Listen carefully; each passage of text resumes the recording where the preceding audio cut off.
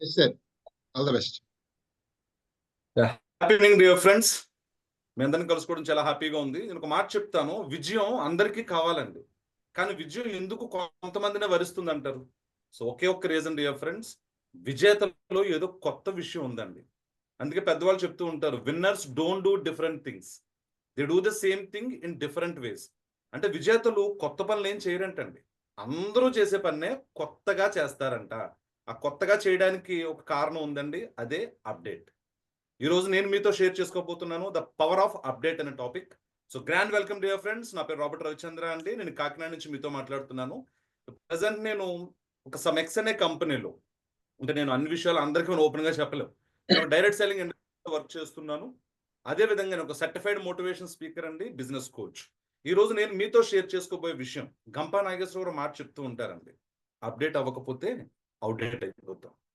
ఈ రోజు ఈ పవర్ ఆఫ్ అప్డేట్ అనే టాపిక్ లో నేను కొన్ని దశలు చెప్తాను డియర్ ఫ్రెండ్స్. విద్యార్థి దశ అండి. ఆ విద్యార్థులు వాళ్ళ ఉన్న స్థితి నుంచి ఉన్నత స్థితికి వెళ్ళాలి అంటే ఇప్పుడున్న సిచ్యువేషన్ లో అప్డేట్ అవసరం. వాళ్ళు ఒక యువతగా అయ్యి దేశానికి ఎంతో అద్భుతమైన సేవలు, దాంతోపాటు వాళ్ళు ఉద్యోగస్తులైనా వ్యాపారస్తులైనా భవిష్యత్తులో ఒక రెస్పాన్సిబుల్ సీనియర్ సిటిజన్స్ అయినా సరే ప్రతి దశలో కూడా కోరుకుంటుంది ఏంటంటే అప్డేట్. నేను మీతో మాట అడుగుతాను, ఈ రోజు డేట్, అదే నిన్న డేట్, ఈ రోజు డేట్లోంచి నిన్న డేట్ని కనుక మనం మైనస్ చేస్తే ఎలా అయితే మనకి ఒకటి వస్తుందో, మన లైఫ్లో కూడా ఏదో ఒక కొత్త విషయం నేర్చుకుంటూ ఉండాలండి. అది కొత్త వ్యక్తుల ద్వారా కావచ్చు, సందర్భాన్ని బట్టి కావచ్చు, అవసరాలను బట్టి కావచ్చు అండి, ఎదుగుదల కోసం కావచ్చు. కాబట్టి మీరు అందరూ విజయం సాధించాలి అంటే కనుకండి, అందరిలాగా పనిచేయాలి అనుకుంటే అందరిలాగానే ఉంటాం. ఎప్పుడూ చేసే పనులే చేస్తే ఎప్పటిలాగానే ఉంటాం. కానీ మనం ఎదగాలనుకుంటున్నాం, ఎగరాలనుకుంటున్నాం. కాబట్టి అప్డేట్ అనేది అవసరం. ఇక మనం విద్యార్థి దశకు వచ్చేద్దాం. ఇది వరకు స్కూల్కి వెళితే చాలు డియర్ ఫ్రెండ్స్. స్కూల్కి వెళ్తున్నాడు పలానా అబ్బాయి అంటే చాలండి, తీసుకొచ్చి ఉద్యోగంలో జాయిన్ చేసేసేవారు. తర్వాత పాస్ అయితే చాలండి, ఉద్యోగాలు ఇచ్చేసేవారు.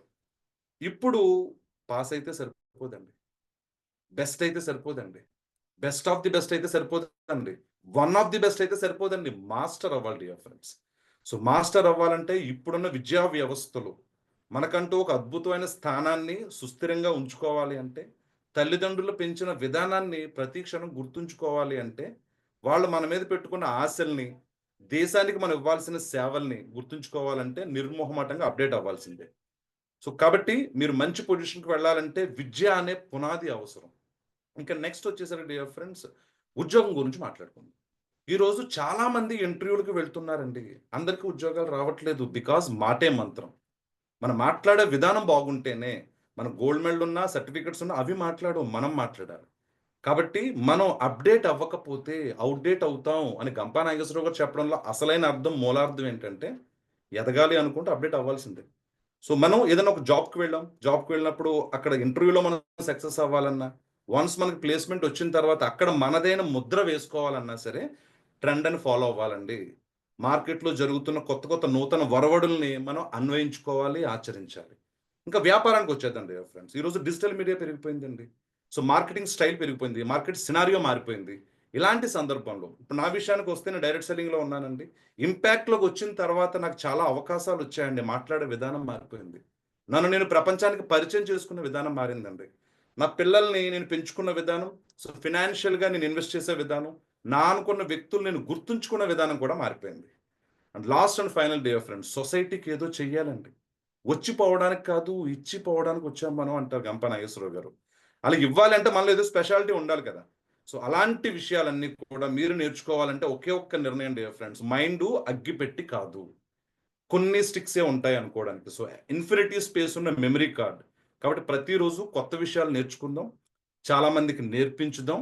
మనం నవభారత నిర్మాణానికి రాళ్ళెత్తే కూలేరండి డియర్ ఫ్రెండ్స్, కొత్త విషయాలు నేర్చుకుందాం. So thank you very much dear friends. లైఫ్లో మీకంటూ ఒక ఉన్నతమైన స్థానం, అద్భుతమైన ప్లేస్, మీరు వచ్చారు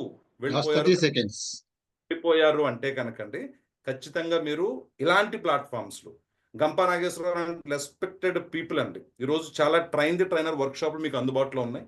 మీరు ప్రతి చోట కూడా ఉచితంగా నేర్చుకోండి, మన అనుకున్న వాళ్ళకి నేర్పించండి. So thank you very much dear friends. Once again me Robert Ravichandra, signing off.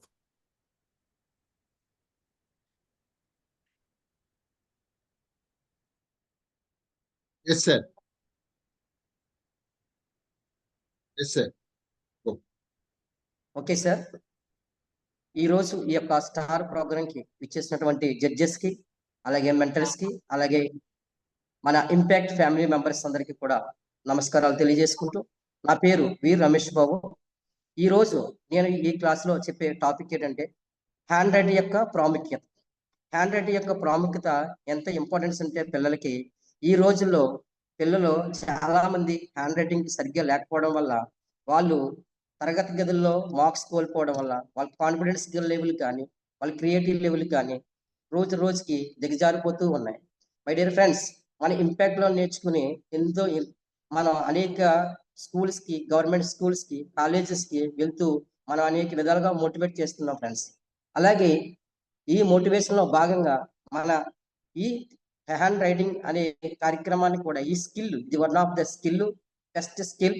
ఈ స్కిల్ ని అన్ని స్కూల్లో కూడా మన ఇంపాక్ట్ ద్వారా కూడా పరిచయం చేస్తూ పిల్లల్లో ఈ యొక్క హ్యాండ్ రైటింగ్ స్కిల్స్ ని డెవలప్ చేసినట్లయితే వాళ్ళు ఉన్నత స్థితి నుంచి ఉన్నత స్థితికి వెళ్ళడానికి, అలాగే వాళ్ళు స్కూల్లో వాళ్ళు కాన్ఫిడెంట్ గా చదువుకోవడానికి, వాళ్ళ యొక్క ప్రజెంటేషన్ స్కిల్ డెవలప్ చేసుకోవడానికి ఎంతో హెల్ప్ అవుతుంది, సహాయపడుతుంది. అయితే hand writing is our personality. Personality అనే మీనింగ్ చెప్పడానికి ఈ రోజు క్లాస్ అనేది సరిపోదు. పర్సనాలిటీ అనేది మన వ్యక్తిత్వాన్ని, మన యాటిట్యూడ్ ని, మన క్యారెక్టర్ ని, మన డిసిప్లిన్ ని, మన యొక్క క్రియేటివిటీ నేచర్ ని, ప్రతి దాన్ని సింబాలిక్ గా చూపించేది hand writing skill friends. So ఈ యొక్క అద్భుతమైన స్కిల్స్ మనం నేర్చుకున్నాం కాబట్టి ఈ రోజు మన మెంటర్స్ కానీ, మన జడ్జెస్ కానీ, మీరు కానీ, నేను కానీ ఈ రోజు ఉన్నత చదువుల్లో మరి ఉన్నామంటే దానికి కారణం మన యొక్క ప్రజెంటేషన్ స్కిల్స్. ఈ యొక్క ప్రజెంటేషన్ స్కిల్స్ మనం ఎప్పుడైతే డెవలప్ చేసుకుంటామో అప్పుడు పిల్లల్లో ఆ యొక్క కాన్సన్ట్రేషన్ కానీ, వాళ్ళ యొక్క వర్క్ కానీ, వాళ్ళ యొక్క సబ్జెక్ట్ విధానం కానీ, వాళ్ళ రీడింగ్ కెపాసిటీ కానీ, చదువు మీద ఇంట్రెస్ట్ కానీ ప్రతిదీ కూడా డే బై డే ఇంప్రూవ్ అవడం వల్ల వాళ్ళ యొక్క టీచర్స్ కానీ, లెక్చరర్స్ కానీ, వాళ్ళ యొక్క పేరెంట్స్ కానీ వాళ్ళ యొక్క పొగడ్తలు కానీ మన్ననలు పొంది పిల్లల్లో ఒక విధమైనటువంటి confidence level day by day పెరిగి వాళ్ళు అద్భుతమైనటువంటి మరి మేధావులుగా, సైంటిస్టులుగా, లాయర్లుగా, డాక్టర్లుగా అనేకమైనటువంటి ఉన్నత పదవుల్లో వాళ్ళు వెళ్ళడానికి ఆస్కారం ఉంటుంది ఫ్రెండ్స్. కాబట్టి నేను ఈ రోజు తీసుకున్నటువంటి ఈ హ్యాండ్ రైటింగ్ అనే కాన్సెప్ట్ ప్రతి ఒక్క పిల్లోడికి మనం ఈ యొక్క ఇంపార్టెన్స్, దాని యొక్క వాల్యూ కానీ, దాని యొక్క ఉన్నటువంటి ఫ్యూచర్ మనం చెప్పినట్లయితే దాని గురించి వాళ్ళు నేర్చుకుని దాన్ని డెవలప్ చేసుకుని ముందుకు వెళ్తారని కోరుచున్నాం. అలాగే ఇప్పుడు ఉన్నటువంటి టెక్నాలజీ రంగంలో కంప్యూటర్ ఎంత ఫాస్ట్ గా డెవలప్ అయినా కానీ మన పిల్లవాడి హ్యాండ్ రైటింగ్ ద్వారా రాస్తేనే కానీ వాడి యొక్క ఉన్నతమైన క్లాసుల్లోకి వెళ్ళడానికి ఆస్కారం లేదు. అలాగే బోర్డ్ ఎగ్జామ్స్ కానీ, ఇంటర్మీడియట్ ఎగ్జామ్స్ కానీ చాలా మంది పిల్లలు సరిగ్గా అవగాహన లోపం వల్ల, ప్రజెంటేషన్ లోపం వల్ల ఫెయిల్ అయిపోతున్నారు. అలాగే వాళ్ళకి సమ్మేటివ్ ఎగ్జామ్స్, ఫార్మేటివ్ ఎగ్జామ్స్ లో మార్క్స్ సరిగ్గా రావట్లేదంటే కారణం వాళ్ళ యొక్క ప్రజెంటేషన్ స్కిల్స్ సరిగ్గా లేకపోవడం వల్ల.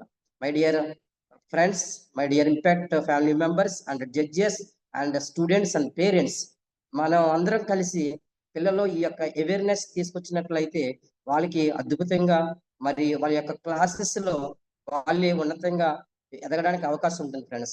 ఎందుకంటే చెప్తున్నా అంటే చాలా మంది పిల్లలకి మినిమం మోటార్ స్కిల్స్ లేకపోవడం వల్ల, వాళ్ళు ఎక్కువగా మొబైల్ యూజ్ చేయడం వల్ల, పేపర్ మీద ప్రజెంటేషన్ చేయకపోవడం వల్ల చాలా మంది పిల్లలు వెనకైపోతూ చదువులో వెనకైపోతున్నారంటే కారణం one of the reason is presentation skills friends. So మనందరం కూడా కలిసి ఈ యొక్క స్కిల్ ని ప్రతి స్టూడెంట్స్ కూడా నేర్చుకునేలాగా మనందరం కూడా వాళ్ళకి సపోర్ట్ చేసి దీని యొక్క అవేర్నెస్ మనం ఇన్కల్కేట్ చేసినట్లయితే స్టూడెంట్స్ లో వాళ్ళు ప్రతిరోజు కూడా బాగా నేర్చుకుని మరి ఉన్నతంగా వాళ్ళు చదువులో ముందడుగు వేస్తారు. కాబట్టి పిల్లలు రాసే విధానాన్ని పేరెంట్స్ పట్టించుకోవాలి. అలాగే టీచర్స్ వాళ్ళ యొక్క క్లాసుల్లో వాళ్ళు చూసి చెప్పాలంటే వాళ్ళకు సబ్జెక్ట్ సిలబస్ చెప్పడానికే సరిపోతుంది. కాబట్టి ప్రైమరీ లెవెల్లో పిల్లల్ని ఎలా రాస్తున్నారు, ఎలా చేస్తున్నారు అన్నది వాళ్ళ యొక్క పేరెంట్స్ అబ్జర్వ్ చేసినట్లయితే వాళ్ళు మంచిగా రాసి ఉన్నతంగా ఎదగవచ్చు ఫ్రెండ్స్. కాబట్టి నేను చిన్న రాసినటువంటి ఈ అక్షరాలు చూడండి ఎంత రౌండ్గా అందంగా చూడడానికి ముచ్చటగా ఉన్నాయో. ఇలా ప్రతి ఒక్క పిల్లవాడు తన యొక్క క్లాస్ వర్క్ కానీ హోం వర్క్ కానీ రాసినప్పుడు ఎవరైనా టీచర్స్ ఎగ్జామ్స్ లో ఇన్విజిలేటర్ గానే చూసేటప్పుడు నాన్న నీ రైటింగ్ చాలా బాగుంది, ఎక్కడ నేర్చుకున్నావు అని ఓ మాట అన్నప్పటికీ, వెరీ గుడ్ నాన్న అన్నప్పటికీ sir time off. Thank you so much sir. Close మంచి అవకాశం ఇచ్చినందుకు ప్రతి ఒక్కరు కూడా పేరు పేరు నమస్కారం తెలియజేస్తున్నాం. Thank you so much. Closing statement ఇవ్వండి. Yes sir. సో ఈ యొక్క ప్రోగ్రామ్ అందరికి కూడా మన ఇంపార్టెన్స్ తెలియచేయాలని కోరుచు మరి అందరికీ సెలవు తీసుకుంటున్నాను. Thank you very much. Bye, sir. Thank you Ramesh గారు.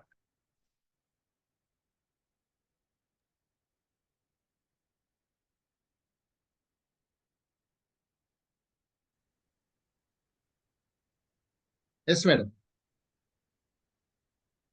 Happy evening to all.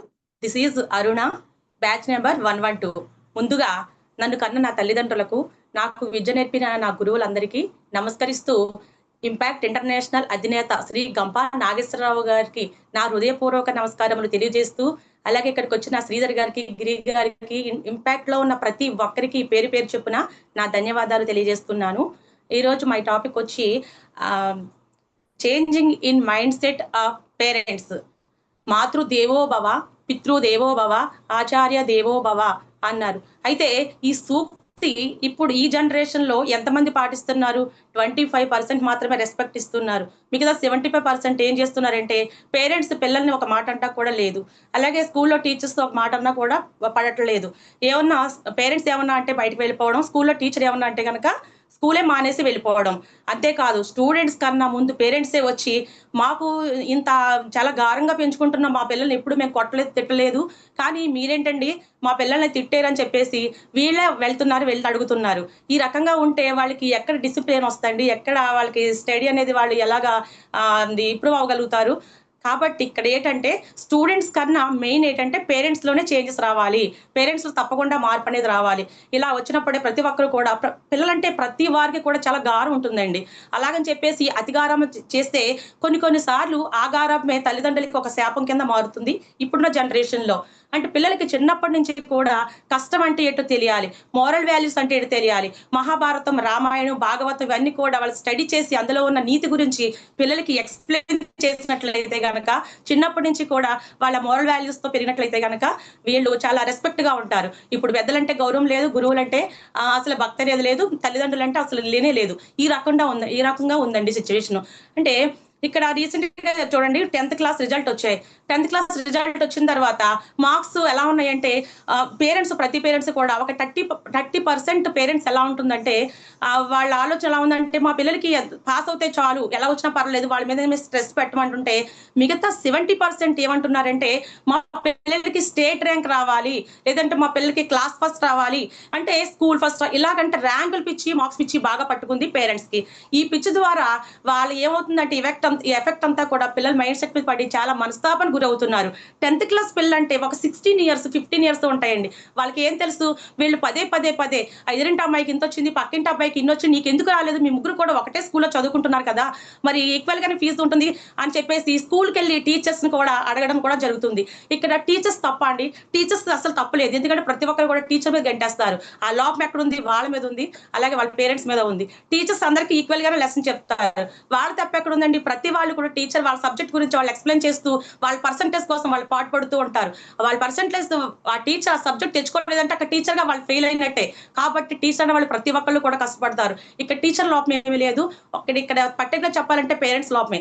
ఎందుకంటే వాళ్ళు చదువుకునేటప్పుడు అధికారం వల్ల చదువుకునే టైంలో వాళ్ళు చదువుకుంటున్నప్పుడు వీళ్ళు టీవీ సీరియల్ చూడడం, అలాగే వీళ్ళు ఫోన్ లో మాట్లాడడం, ఇవే సరిపోతుంటే వాళ్ళు చదువుకుందామని ఇంట్రెస్ట్ వచ్చినా కూడా వాళ్ళు ఎక్కడ చదువుతారండి? అదే వాళ్ళకి వినపడుతూ ఉంటుంది, ఇంట్రెస్ట్ పోతుంది, వాళ్ళు వచ్చి జాయిన్ అవుతున్నారు. ఈ రోజు మార్క్స్ తక్కువ వచ్చిందని చెప్పేసి లక్షల ఫీజు కడుతున్నాము, మా అబ్బాయికి ర్యాంక్ ఎంత రాలని చెప్పేసి స్కూల్లో అరవడము, పిల్లల్ని తిట్టడం అనేది దేనికి నాకు అర్థం కావట్లేదు. ఒకటి అర్థం చేసుకోండి, మీరు 1 లక్ష కాదు, 2 లక్షలు కాదు, 3 లక్షలు కట్టినా కానీ వాళ్ళకున్న జీన్స్ ఎవరివి? మీవి. అంటే అక్కడ మీ జనరేషన్ లో మీ 10th క్లాస్ సర్టిఫికేట్ చూసుకోండి, అక్కడ మీకు 300 మార్క్స్ వస్తే ఈ జనరేషన్ లో వీళ్ళకి 500 మార్క్స్ వచ్చినాయి. అంటే ఇక్కడ జీన్స్ ప్రభావం వల్ల ఒకెత్తైతే గనక చిన్నప్పటి నుంచి కూడా మీరు మారల్ వాల్యూస్తో లేకుండా, అంటే మీ యాటిట్యూడ్ కానీ మీ బిహేవియర్ కానీ పేరెంట్స్ బిహేవియర్ కానీ యాటిట్యూడ్ కానీ ఎలా ఉంటుందో ఆ రకంగానే కూడా పిల్లలు తయారవుతూ వస్తారు. 100%లో 80% కంపల్సరీ పేరెంట్స్దే లోపం అండి. ఒక 20% ఫ్రెండ్స్తో అక్కడ తిరిగి వాళ్ళు చెడిపోయినప్పుడు కూడా 80% పేరెంట్స్దే లోపం.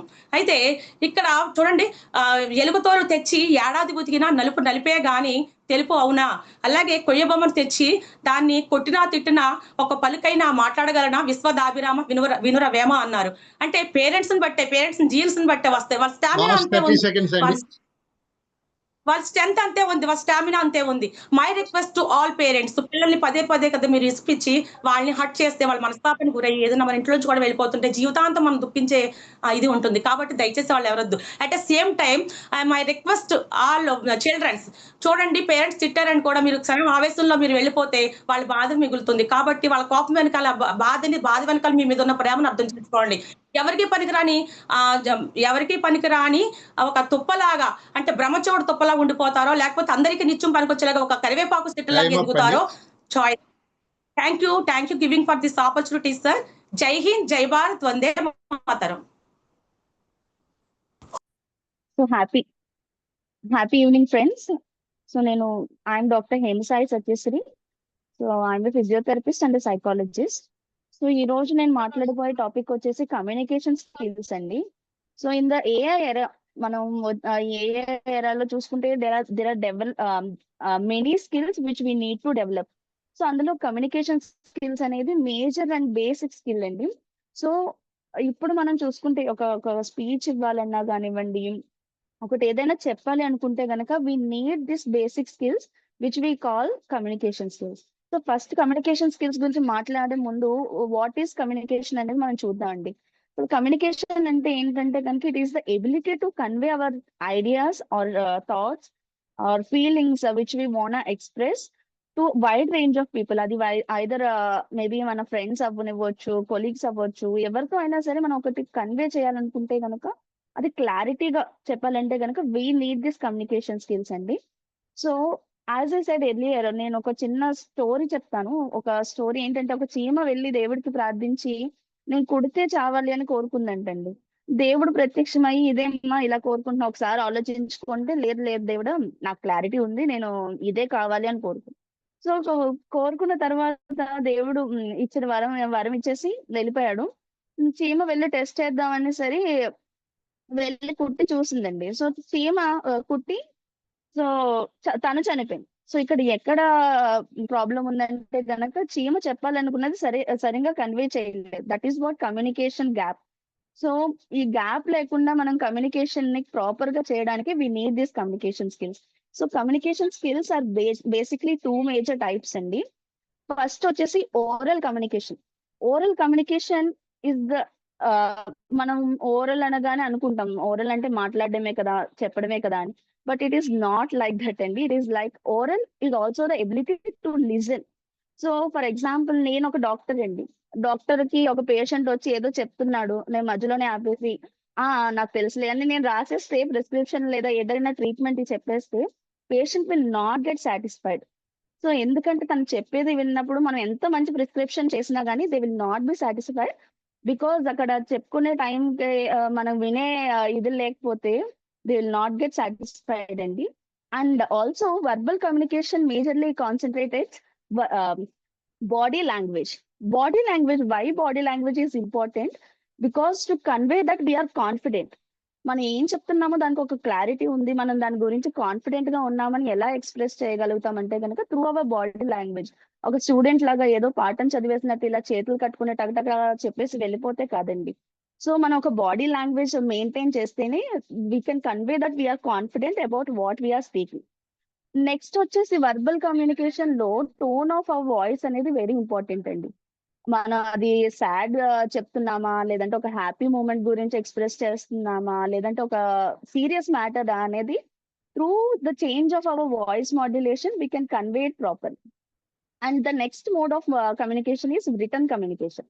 So return communication is also the type which can be used by writing our thoughts and ideas. For example, మనం ఒక సెలబ్రిటీస్ ని చూస్తే గనక ఇన్స్టాగ్రామ్స్ లేదా ట్విట్టర్స్ లో వాళ్ళ ఐడియాస్ ని థాట్స్ ని త్రూ రైటింగ్ వాళ్ళు కన్వే చేస్తూ ఉంటారండి ఏదైనా ఒక సిచ్యువేషన్ ఉన్నప్పుడు. So for this return communication to be more effective we need practice of grammar, word of choice, and మనం ఏం చెప్పాలనుకుంటున్నామో దాన్ని కన్సైజ్ చేసి క్లారిటీగా చెప్పాలి. That is what the major important things for effective return communication అండి. So మనం communication skills ని more effective గా చేయాలంటే గనక we have to have some tips. So that is what the language. మనం ఎవరితో మాట్లాడుకుంటున్నాం, ఏ కైండ్ ఆఫ్ ఆడియన్స్ తో మాట్లాడుతున్నాం అనేది ముందు మన టార్గెట్ ఆడియన్స్ గురించి మనకి ఒక క్లారిటీ ఉండాలండి. సో మనం వెళ్ళి ఒక తెలుగు వాళ్ళతో, తెలుగు తెలిసిన వాళ్ళతో ఓన్లీ ఇంగ్లీషే వచ్చు, నాకు ఇంగ్లీష్ లో మాట్లాడుతున్నా అంటే మనం ఏం చెప్పినా అక్కడ వృధా, వాళ్ళకి అర్థం కాదు. లేదు ఒక తమిళియన్స్ తో, సో మన లాంగ్వేజ్ బ్యారియర్ అనేది ముందు చెక్ చేసుకోవాలి టు గెట్ క్లారిటీ. వాట్ మనం మన ఆడియన్స్ కి ఏం చెప్పాలనుకుంటున్నామో అది క్లారిటీగా ఉండాలంటే language. Last 30 seconds, madam. Okay, next వచ్చేసి మన చెప్పినట్టుగా body language and tone of voice అండి. అవి రెండు కూడా చెక్ చేసుకుని మనం ఎలా చెప్పాలనుకుంటున్నామో దాన్ని క్లారిటీగా చెప్పాలి. అండ్ కనెక్టివిటీ, మనం ఏదైతే మాట్లాడుతున్నామో దానికి కనెక్టివిటీ ఉండాలి. ఒక దాని నుంచి ఇంకో టాపిక్ వెంటనే స్కిప్ అయిపోవడం కాదండి, ఒక కనెక్టివిటీని మెయింటైన్ చేసుకుని దాన్నే మనం ఫాలో అవుతూ వెళ్ళాలి. And stay on the topic, మీరు ఏం మాట్లాడుతున్నారో దాని గురించి స్టిక్ అయి ఉండండి. దాని మీదే మీరు చెప్పాలనుకున్న దాన్ని కన్సైజ్ చేసుకుని, అంటే మనకి all the time will not get Time up, madam. మనకి. Thank you, Conclude thank you for the opportunity sir. Thank you sir. Conclude అండి, టాపిక్ కంక్లూడ్ చేయండి. సో మనం ఈ కమ్యూనికేషన్ స్కిల్స్ ని ఎంత డెవలప్ చేసుకుంటే అంత ఎఫెక్టివ్ స్పీకర్ అవ్వచ్చు అనేది నా ఒపీనియన్ ఫ్రెండ్స్. సో మీరు కూడా keep on working on it. Thank you.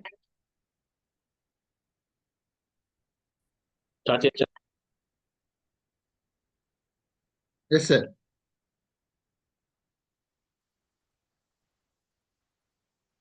Hi, అందరికీ నమస్కారం అండి. Happy evening. నా పేరు దంటు సత్యనారాయణ అండి. నేను చెప్పబోయే topic well parenting. Well parenting అంటే genetic load at the gun, environment triggers at the gun. అంటే మన పిల్లల్ని మనం ఎంత జాగ్రత్తగా చూసినా సరే మన జెనెటికల్ గా కొంత వాళ్ళ మైండ్ సెట్ లోడ్ అయి ఉంటుంది. అది మనం సరిగ్గా చూసుకోకపోతే వాళ్ళ వెళ్ళే ప్రదేశంలో వాళ్ళు చేసే సావాసాలు కానీ ఫ్రెండ్షిప్లు కానీ వాళ్ళని ముంచేస్తాయండి. అది ఎలా అంటే అండి, మనం ఎంత జాగ్రత్తగా మన పిల్లల్ని మనం చూసుకుంటూ ఉన్నా వాళ్ళు స్కూల్కి వెళ్ళిన తర్వాత, కాలేజీకి వెళ్ళిన తర్వాత వాళ్ళు ఎక్కడెక్కడ తిరుగుతున్నారో, ఏ ఏరియాలో తిరుగుతున్నారో, ఎవరెవరితో సావాసాలు చేస్తున్నారో, ఫ్రెండ్షిప్ అనేది ఏ విధంగా ఉంది అనే దాని మీద చాలా ఎక్కువగా ఆధారపడి ఉంటుంది. అంటే మన పిల్లల్ని మనం ఇంటి దగ్గర నుంచి వాళ్ళ కాలేజీకి కానీ స్కూల్కి కానీ వెళ్ళిన తర్వాత వాళ్ళు ఏ విధంగా ఉంటున్నారు, వాళ్ళ ఫ్రెండ్స్ ఎవరు, వాళ్ళు ఏం చేస్తున్నారు, వాళ్ళ మొబైల్ని ఏ విధంగా వాడుతున్నారు, అసలు మొబైల్ అడిక్ట్ అయ్యారా లేదా, ఎంతసేపు మొబైల్ చూస్తున్నారు అన్న దాని గురించి కూడా చాలా జాగ్రత్తగా పరిశీలించాలండి. ఇప్పుడు పిల్లలు మనం చెప్పకుండా వాళ్ళు ఏం తయారవ్వరండి. ఇప్పుడున్న బిజీయెస్ట్ లైఫ్ లో కాలేజీల్లోనూ ర్యాంకులతోనూ వీటితో తప్ప పిల్లలకి వీటితో కూడా పని లేదండి. పిల్లల్ని మనం పంపించిన తర్వాత వాళ్ళు ఎప్పుడు కూడా చదవండి చదవండి చదవండి అని ర్యాంకులతో వాళ్ళని ముంచేస్తున్నారు. అంటే పిల్లలకి ఏ విధంగా బయటకు వచ్చిన తర్వాత ఏ విధంగా బ్రతకాలి, ఏ విధంగా ఉండాలి, పెద్దల పట్ల ఏ విధంగా గౌరవంగా ఉండాలి అన్న విషయం అసలు పట్టించుకోవడం లేదండి. ఇప్పుడు మన పిల్లల్ని మన ఇంటి దగ్గరికి వచ్చిన తర్వాత కాలేజీ నుంచో స్కూల్ నుంచో ఇంటికి వస్తారు. ఇంటికి వచ్చిన తర్వాత వాళ్ళు ఏ విధంగా ప్రవర్తిస్తున్నారు, వాళ్ళు ఏం చూస్తున్నారు, టీవీ చూస్తున్నారా, కార్టూన్ చూస్తున్నారా, గేమ్స్ ఆడుతున్నారా, ఏం చేస్తున్నారు, మనం ఒక కంట కనిపెట్టాలండి. ఇప్పుడు both and wife and husband ఈ జాబులు చేసుకుంటా వెళ్ళిపోతున్నారు. పిల్లలు వచ్చేటప్పటికి వాళ్ళు ఉండకపోవచ్చు. వచ్చిన తర్వాతనే సరే మీరు ఈవేళ ఏం చేశారు, మీ టీచర్ ఏం చెప్పారు, నీకు ఎన్ని మార్కులు వచ్చినాయి, స్కూల్లో క్లాసులు ఎలా జరుగుతున్నాయి, కాలేజీలో క్లాసులు ఎలా జరుగుతున్నాయి, ఎక్కడెక్కడ మీరు తిరుగుతున్నారు ఏంటి అనేది పిల్లలతో ఒక అరగంట సేపు మనం స్పెండ్ చేసి వాళ్ళ యొక్క మనోభావాలు వాళ్ళ మైండ్ సెట్, వాళ్ళు ఏం చేస్తున్నారు, వాళ్ళ ఆశయాలు ఏంటి, వాళ్ళు ఏ విధంగా బతకాలనుకుంటున్నారు, వాళ్ళు దేని మీద కేంద్రీకరిస్తున్నారు వాళ్ళ మైండ్ ని, ఇవన్నీ కూడా మనం అబ్జర్వ్ చేయాలండి. అబ్జర్వ్ చేసి ఇప్పుడు ఎవరన్నా పెద్దవాళ్ళు ఎవరన్నా మన ఇంటికి వస్తే కనుక పిల్లలు, మనం లోపల ఉండి పిల్లలు బయట ఉన్నారనుకోండి, బాబు మీ నాన్నగారు ఉన్నారా అంటే నాకు తెలియదు అన్న మాట చెప్పకూడదు. నమస్కారం సార్, రండి సార్ కూర్చోండి, మా నాన్నగారిని పిలుస్తానని లోపలికి వెళ్ళి వాళ్ళ నాన్నగారితో, నాన్నగారు ఎవరో వచ్చారు మీకోసం అని చెప్పగలగాలి. అంతేగాని వచ్చిన వాళ్ళంక అదే పదిగా చూస్తూ నాకేం తెలియదు, ఎవరు ఇతను అన్న విధంగా ఉండకూడదు. అది మనం అలవాటు చేసుకోవాలండి. అంతేవిధంగా ఈ రోజుల్లో చాలా మంది పిల్లలు పిల్లల్ని అందరూ బాగానే పేరెంటింగ్ చేస్తున్నారు, కానీ లోపాలు ఉన్నాయి. ఈ రోజు ఇంటర్మీడియట్కి వచ్చిన తర్వాత, డిగ్రీకి వచ్చిన తర్వాత, పీజీకి వచ్చిన తర్వాత, ఈ చదువులన్నీ చదివిన తర్వాత వాళ్ళు దేనికి అడిక్ట్ అయిపోతున్నారంటే గుట్కాలకి, మందుకి, సిగరెట్కి, మంచి మంచి విధానాలన్నీ కూడా పక్కన పెట్టి వీళ్ళు బ్యాడ్ హ్యాబిట్స్ కానీ వాళ్ళు వెళ్ళే మార్గాలన్నీ కూడా ఒక టెర్రరిజం వైపు, ఒక గోండాయిజం వైపు, ఆ గంజాయి, బ్లేడ్ బ్యాచ్లు ఈ విధంగా తయారయ్యి పిల్లలు నాశనం అయిపోతున్నారు. మనం పిల్లల్ని ప్రతిరోజు అబ్జర్వ్ చేయాలి. వాళ్ళ బుక్స్ లో ఏమున్నాయి, వాళ్ళ బుక్స్ లో ఏం పెడుతున్నారు, ఏం రాస్తున్నారు, ఎన్ని మార్కులు వచ్చినాయి, అవసరం అయితే కాలేజీకి వెళ్ళి, స్కూల్కి వెళ్ళి మా పిల్లాడు ఏం చేస్తున్నారు, ఏం చదువుతున్నాడు, 30 ఎంతవరకు seconds, వచ్చాడు. sir. Okay sir. ఇవన్నీ కూడా మనం స్కూల్స్ లోకి వెళ్ళి ఆ టీచర్స్ ని ఎంక్వైరీ చేసి మా పిల్లల గురించి ఇంకా మేము ఏమైనా బెటర్గా ఏదైనా చేసుకుంటే బాగుంటుందా అని అడిగి మన పిల్లలందరినీ కూడా చక్కగా తీర్చిదిద్దుకుంటే బాగుంటుందని నేను అనుకుంటున్నాను. అంటే యద్భావం తద్భవతి, మనం ఏం చేసుకుంటే అదే మిగులుతుందండి. మనం చేసుకున్నదే మనకు మిగులుతుందండి. వాళ్ళు ఎలాగోలా పోతారు అనుకుంటే కనుక అవుతుందండి. Thank you sir, thank you very much. ఈ అవకాశం ఇచ్చినందుకు అందరికీ నమస్కారం.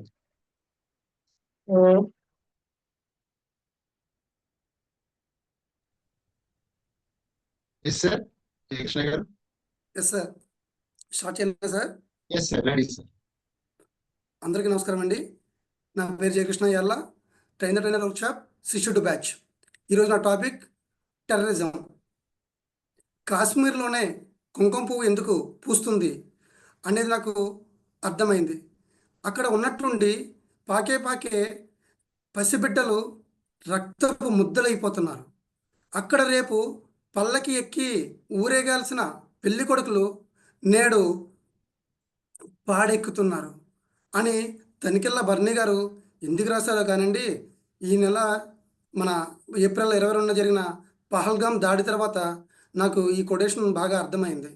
అయితే ఒక మంచి ఉద్యోగంలో ఉండి, ఆఫీసర్గా ఉండి, అలాగే ఒక అమ్మాయి ఒక పిహెచ్డి స్కాలర్గా ఉంటూ వీళ్ళకి మ్యారేజ్ ఫిక్స్ అయిన తర్వాత, రేపు మ్యారేజ్ అయిన తర్వాత మనము హనీమూన్కి ఎక్కడికి వెళ్ళాలి, విదేశాలకు ఎందుకు వెళ్ళాలి, మన దేశంలోనే కాశ్మీర్ ఉండగా అని చెప్పి వీళ్ళిద్దరూ కూడా ఆలోచించుకుని అనుకున్నట్టుగానే మ్యారేజ్ అయిన వారం తిరగకుండానే కాశ్మీర్కి వెళ్ళి అక్కడి యొక్క ప్రకృతి అందాలను ఆస్వాదిస్తూ ఎన్నో కలలు కంటూ జీవితాంతం చాలా సంతోషంగా ఉండాలని అన్నీ కూడా చూస్తూ సంతోషంగా గడుపుతున్న వీళ్ళకి సడన్గా ఒక వ్యక్తి వచ్చి ఒక గన్న పెట్టి, నువ్వు హిందువా ముస్లిమా చెప్పు అనగానే వీళ్ళు ఏదో ఫ్రాంక్ వీడియో జరుగుతుంది, ఏదో చాలామంది ఇప్పుడు యూట్యూబ్ ఛానల్ చేస్తున్నారు కదా అని చెప్పి వాళ్ళు తీసుకోవడం జరిగింది.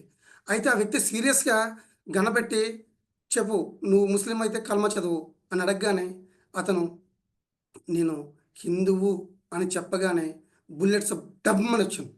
రాగానే కింద రక్తం మడుగులో నవవరుడు, ఆ నవవధువు షాకులో అలా ఉండగా ఆ కాల్చిన వ్యక్తి వచ్చి ఇలా గన్నబెట్టి ఇలా తిప్పుతూ, నిన్ను చంపను, నేను ఇక్కడ ఉన్న మగవారిని మాత్రమే చంపుతాము, ఆడవాళ్ళు ఈ సంఘటన గుర్తు చేసుకుని జీవితాంతము మీరు కుళ్ళి ఏడవాలి, మీరు మమ్మల్ని జీవితాంతం గుర్తుపెట్టుకోవాలి, ఇక్కడున్న మగవాళ్ళందరినీ కూడా చంపడం జరుగుతుంది, ఆడవాళ్ళందరికీ కూడా నీ పరిస్థితే వస్తుందని చెప్పి ఆ అమ్మాయికి చెప్పి అక్కడి నుంచి దూరంగా వెళ్ళిపోయాడు. ఆ ఒక్క జంటే కాదండి, అక్కడ సుమారుగా 28 మంది అమాయకులు, ప్రకృతి అందాలని చూడడానికి వెళ్ళిన అమాయకులు ప్రాణాలని కోల్పోవడం జరిగింది. ఎంతోమంది స్త్రీలు ఈ దుఃఖం నుంచి, బాధ నుంచి షాక్ నుంచి తేరుకోలేక ఇప్పటికీ కూడా చాలా బాధపడుతున్నారు. అసలు తీవ్రవాదులకి ఏమి కావాలి? తీవ్రవాదులకి హింస కావాలి. వాళ్ళు హింస ద్వారా ప్రభుత్వాన్ని కానీ, ఒక మతాన్ని కానీ బ్లేమ్ చేసి, అక్కడున్న జనాలను భయపెట్టి, ఆ ఉన్న టూరిస్ట్ ప్లేస్లకి విదేశాల నుండి కానీ, మన దేశం నుండి కానీ ఎవరూ రాకూడదు. ఆ ప్రాంతాలని ఎవరు చేరుకోకూడదు. ఈ దేశం మంచిది కాదు. ఇక్కడ ఎవరు కూడా మీరు హ్యాపీగా ఉండలేరు అని ఒక బలమైన ముద్ర వేయడానికి తీవ్రవాదులు ఎంచుకునేదే హింస. ఇండియన్ ఆర్మీ బట్టలు కూడా వాళ్ళు కాపీ చేసేసుకోవడం జరిగింది. వాళ్ళ జీవితాంతం కూడా ఒక ఫేక్ ఐడెంటిటీతోనే బతుకుతారు. మరి మనం ఏమి చేయాలి? ఇటువంటి తీవ్రవాదులు అటాక్ జరిగినప్పుడు మనము మనం ప్రాణాలతో పాటు ఎలాగ ఉంటాయో లేదో మనం చెప్పలేము. మనం అందరూ కూడా కలిసికట్టుగా వాళ్ళ మీదకి మనం దాడి చేయగలిగితే మనం కొంతమందినైనా రక్షించగలము.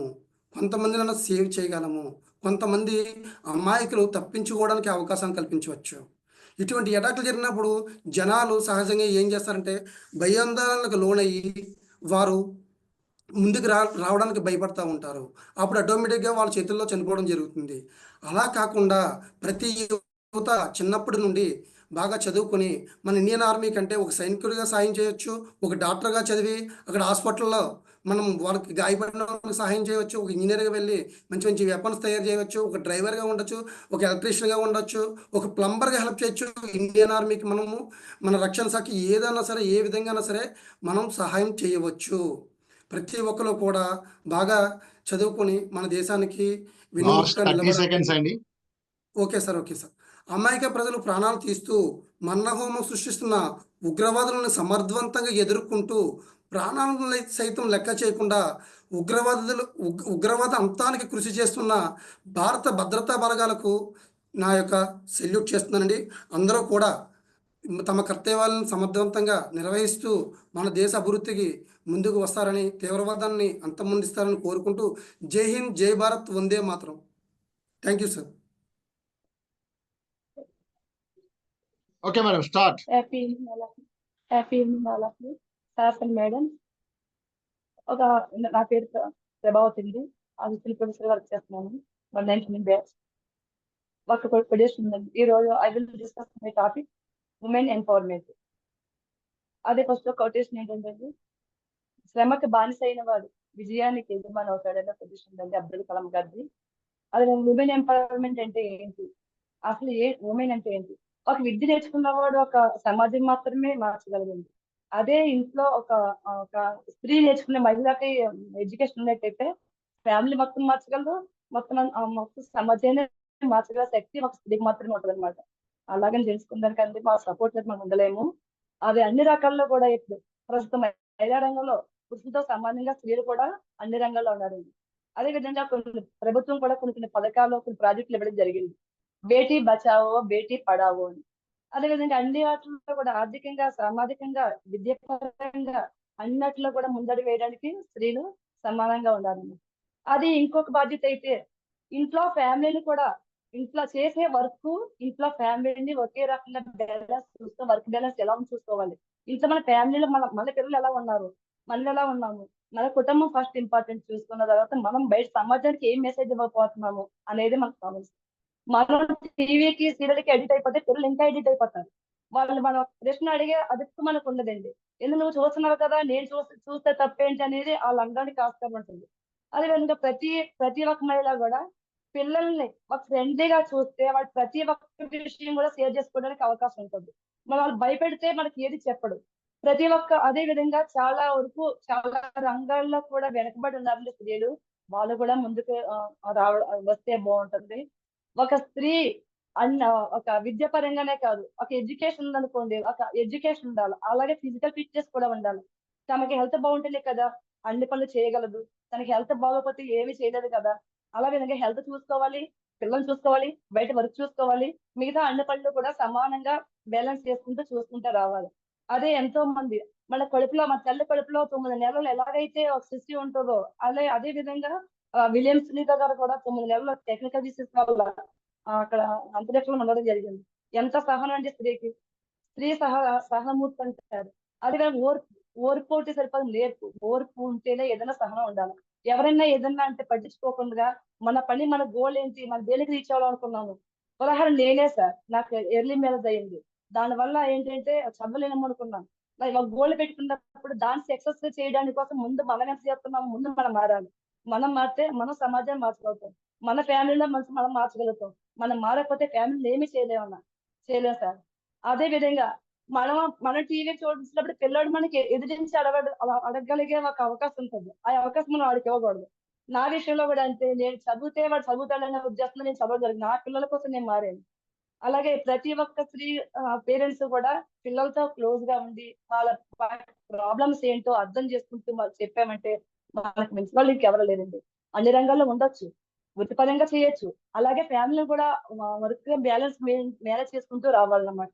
అలాగే జాబ్ లోకి వెళ్ళిపోయి ఫ్యామిలీని వదిలేస్తే పిల్లలు పాడైపోతారు. అలాంటి పిల్లలు హాస్టల్లో పెడితే వాళ్ళు ఎవరి మట్టికాలు అలా తయారవుతూనే ఉంటారు. పిల్లల్ని చూసుకుంటూ, పిల్లల అవసరాలు తీరుస్తూ, ఇంట్లో పెద్దవాళ్ళు చూసుకుంటూ, రెస్పాన్సిబిలిటీస్ అన్ని పాటించుకుంటూ మనం వచ్చినప్పుడు అప్పుడే ఉమెన్ ఎంపవర్మెంట్ దానికి ఒక వాల్యూ ఉంటుంది. మన ఇచ్చే ఒక ఏదైనా ఇంపార్టెంట్ ఉంటుంది. అలా ప్రతి ఒక్క విషయంలోనూ కూడా మహిళలు అనేక రకాలుగా అనేక రంగాల్లో ముందున్నారంటే దానికి సహనం ఏంటి, సహనం ఓర్పే, సహనం లేదు ఏది చేయలేదు. అలాగే ఒక 3 కప్పుల కథ, చిన్న కథ ఉంటుంది, స్టోరీ విన్నాను. అదేంటంటే అందరి మాటలు విని చాలా మంది మాటలు వింటే ఆగిపోతారు అక్కడే. అలా వినకుండా 3 కప్పులు ఒక స్తంభం ఉంటుంది సార్, ఒక స్తంభం ఉంటుందండి. అదే స్తంభానికి 3 కప్పులు వెళ్ళాలనుకుంటాను అనమాట. వెళ్ళాలనుకుంటే వెనకాల మిగతా కప్పులన్నీ కూడా అరుస్తుంటాయి, ఎలకు నువ్వు స్తంభం ఎక్కకు. దాని కాన్సెప్ట్ ఏంటంటే అవతలకి వెళ్ళిపోడు, మేడ మీదకి వెళ్ళాలి కప్ప.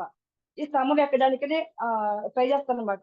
ట్రై చేస్తే మిగతా కప్పులు ఏం చెప్తాయండి, పడిపోతావు ఎక్కకని చెప్తాయి. కానీ ఇది ఒక కప్ప అయితే వినదు, మిగతా కప్పులు ఎక్కడం పడిపోడు. అదే విధంగా వెళ్తుంది. ఈ కప్పు ఏం చేస్తుంది, అది ఎవరి మాట వినుకుంటే పైకల్లా ఎక్కిపోతుంది అనమాట. జారుతూనే ఉన్నా సరే కానీ లాస్ట్ 30 seconds అండి. దాని గోల్ సంబంధించి. అదే విధంగా ఎందుకంటే మిగతా కప్పు ఉండిపోయాయి, ఒక కప్పు మొత్తం గమ్యం జరుగుతుంది. దానికి అర్థం ఏంటంటే ఆ కప్పు చెవిడదు కాబట్టి ఎవరి మాట వినిపించుకోలేదు. మనం కూడా ఒక గోల్కి రీచ్ అవ్వాలనుకున్నప్పుడు మనం ఎవరి మాట వినకుండా మన కాన్సెప్ట్ మనం వెళ్ళిపోవాలి. ప్రతి మహిళలు కూడా అన్ని రంగాల్లో ముందు ఎలాగైతే ఉన్నారో అలా అన్ని సమాజానికి సేవ చేస్తూ అండమాన్ కానీ ఓల్డ్ మెన్స్ కానీ ఓల్డ్ ఉమెన్ ఏదో పడేయకుండా వాళ్ళు అత్తమామల తల్లిదండ్రులు చూసుకున్నట్టు ప్రతి ఒక్కరు మహిళ సాధకర్త అవుతుంది. అలాగే గొప్పవారిగా కాకుండా ఉపయోగపడే వ్యక్తిగా ఉండాలని, గొప్ప వ్యక్తిగా కాదు ఉపయోగపడే వ్యక్తిగా ఉండాలని ప్రతి ఒక్కరు. Thank you so much sir. Thank you sir. గొప్ప వ్యక్తిగా కాకుండా ఉపయోగపడే వ్యక్తిగా ఉంటే సమాజం సేవ చేయగలుగుతాం sir. Thank you sir. Thank you so much. Sir okay sir. Yes madam. Happy evening all. Happy evening judges. ఈ రోజు మై నేమ్ ఈజ్ శ్రీదేవి, నా బ్యాచ్ నెంబర్ 132 బ్యాచ్ అండి. నేను ఈ రోజు చెప్పబోయే టాపిక్ ఎదిగే కొద్దీ ఒదిగి ఉండాలని టాపిక్ చెప్తున్నాను. అంటే దీని గురించి నేను ఒక చిన్న కథ చెప్తాను. కథతో స్టార్ట్ చేద్దాం అనుకున్నాను. సో చిన్న కథ చెప్తాను. ఒకసారి సముద్రుడు నదుల్ని ఇలా అడిగాడు, ఏమని, ఎందుకు మీరు విపరీతంగా ప్రవహించి పెద్ద పెద్ద బండరాలను పెద్ద పెద్ద వృక్షాలను పెకలించి వేసి నా కడుపులో ఎందుకు కలుపుతున్నారు అని అడిగాడు. ఏమి మీరు ప్రశాంతంగా వచ్చి నాలో కలవచ్చు కదా, ఎందుకు ఇలా విపరీతంగా ప్రవహించి ఎందుకు పెద్ద పెద్ద బండరాన్ని ఇలా వచ్చి ఎందుకు అలా కలుపుతున్నారని అడిగాడు. సముద్రుడు నదులను అడిగాడు. అప్పుడు నదీమా తల్లులు ఏమన్నాయంటే సముద్రుడు వంక చూస్తూ సముద్రుడికి నమస్కరించి, స్వామి మీరు అన్నది నిజమే, మేము ప్రశాంతంగా ప్రవహించి మీలో కలవాలని అనుకుంటాం. కానీ పెద్ద పెద్ద ఈ బండరాలు ఈ మహావృక్షాలు మేము ప్రవహిస్తున్న టైంలో మమ్మల్ని చూసి రొమ్ము విరుచుకుని హేళనగా నవ్వుతూ ఉంటాయి. అందువల్లనే వాటిని పెకలించి వేసి మీలో కలిపి వేస్తాం అని మా నదీమా తల్లులు చెప్పింది. కానీ అంతలోనే చిన్న చిన్న మొక్కలు అంటే గరిగపోచలు, తుంగగట్టి లాంటివి ఉంటాయి. అవి మా ప్రవాహానికి ఎటువంటి ఆటంకం కలిగించకుండా అవి చిరునవ్వుతో వంగి వంగి మాకు నమస్కరిస్తూ ఉంటాయి. సో వాటిని మేము ఏమీ చేయము, వాటిని అలాగే ఉంచేస్తాం అని నదీమా తల్లులు సముద్రుడితో ఇలా చెప్పినమాట. ఇది ఒక చిన్న కథ. అంటే మనం ఇక్కడ ఏంటంటే అండి, మనం ఎదిగే కొద్దీ ఒదిగి ఉండాలన్నమాట. అంటే నిజం చెప్పాలంటే మనం ఎదిగే కొద్దీ ఒదిగి ఉండడం అనేది చాలా నిజమైన గొప్పతనం. అంటే ఇప్పుడు మన జీవిత ప్రయాణంలో మనం ఎదుగుదల కోసం ఎంతో కష్టపడతాం. అంటే ఏంటి, అక్కడ ఏంటి, విద్యలోను ఉద్యోగంలోను వ్యాపారంలోను మనం విజయం సాధించాలని ప్రతి ఒక్కరు కూడా అనుకుంటారు. కానీ ఆ విజయం సాధించడం గొప్పతనం కాదు. విజయం సాధించినా కూడా ఒదిగి ఉండడం, అందరినీ సమానంగా చూడడం, ప్రేమతో ఆప్యాయతతో పలకరించడం అనేది గొప్పతనం. అంటే ఎదిగినా కూడా ఒదిగి ఉండడం అనేది చాలా చాలా గొప్పతనం. దీని గురించి నేను ఒక వ్యక్తిని ఒక ఇన్స్పైరింగ్ గా తీసుకుని చెప్పాలనుకుంటున్నాను. మనకి ఎంఎస్ సుబ్బలక్ష్మి గారు ఉంటారు కదా. ఎంఎస్ సుబ్బలక్ష్మి గారి గురించి చెప్పాలంటే ఆవిడ ప్రపంచ ప్రఖ్యాతి గాంచిన గాన కోకిల.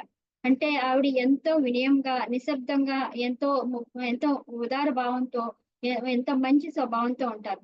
ఆవిడ 7వ శతాబ్దంలో ప్రాచీన కర్ణాటక సంగీతమును ఆ 7 శతాబ్దాల పాటు కూడా ఆ కర్ణాటక సంగీత ప్రపంచాన్ని ఆవిడ ఏలారు. కానీ ఆమె ఎక్కువ గట్టిగా ఏమి మాట్లాడదు. ఆవిడ మాట మౌనంగా ఉంటుంది. అంటే మౌనంగానే ఆవిడ సమాధానం చెప్తుందట. అంటే ఆవిడ జీవితం గురించి చెప్పాలనుకుంటే సంపూర్ణ క్రమశిక్షణ, నెక్స్ట్ భక్తి భావం, నెక్స్ట్ అదే విధంగా కుటుంబం పట్ల ఎంతో బాధ్యత నెరవేరుస్తూ ఎంతో శ్రమతో పట్టుదలతో సంగీత ప్రపంచాన్ని ఏలారు. ఆవిడ గురించి మనం చెప్పాలంటే నేను చెప్పాలనుకుంటే చాలా తక్కువ, కానీ ఇందులో చెప్పాలని కాబట్టి చెప్తున్నాను. ఆవిడ ఆలపించిన అన్నమయ్య కీర్తనలు, త్యాగరాజ కృతులు, వెంకటేశ్వర స్వామి సుప్రభాతం, విష్ణు సహస్రనామాలు వంటి ఎన్నో కీర్తనలు ఆవిడ పాడారు. ఇప్పుడు ప్రజెంట్ మనం భారతదేశంలోనే కాదండి, ప్రపంచ వ్యాప్తంగా కూడా ఏదో ఒక ఇంటిలో ఉదయ కాలం వేళ ఆవిడ స్వరము ఆవిడ కీర్తన ఏదో ఒక ఇంట్లో మనకి వినిపిస్తూనే ఉంటుంది. సో ఆమె ఇంతటి విజయాన్ని సాధించారు, కానీ ఆవిడలో ఎటువంటి గర్వం కూడా ఉండదు. అదే విధంగా ఆవిడకి చెప్పాలంటే ఎన్నో యూనివర్సిటీస్ ఆవిడకి డాక్టరేట్ కూడా ఇచ్చాయి. నెక్స్ట్ ఎన్నో పురస్కారాలు, ఎన్నో సత్కారాలు జరిగినాయి. భారత ప్రభుత్వం ఎన్నో బిరుదులతో ఆవిడని సత్కరించింది. భారతదేశంలో అత్యున్నతమైన పురస్కారం భారత రత్న కూడా ఆమెకి ఇవ్వడం జరిగింది. అయినా కూడా ఆవిడకి ఎటువంటి అహంకారము అనేది ఉండదు. అంతా నిస్వార్థంగా నిడారంభ జీవితాన్ని గడుపుతుంటారు. భజ గోవిందం భజ గోవిందం భజ గోవిందం భజ గోవిందం అంటూ ఆమె కళ్ళు మూసుకుని ఆలపించే కీర్తనను చూసినా విన్నా ఆమె ఎంత నిస్వార్థంగా, ఎంత నిడారంభ మహిళ అనేది మన అందరికీ కూడా నెక్స్ట్ అదే కాకుండా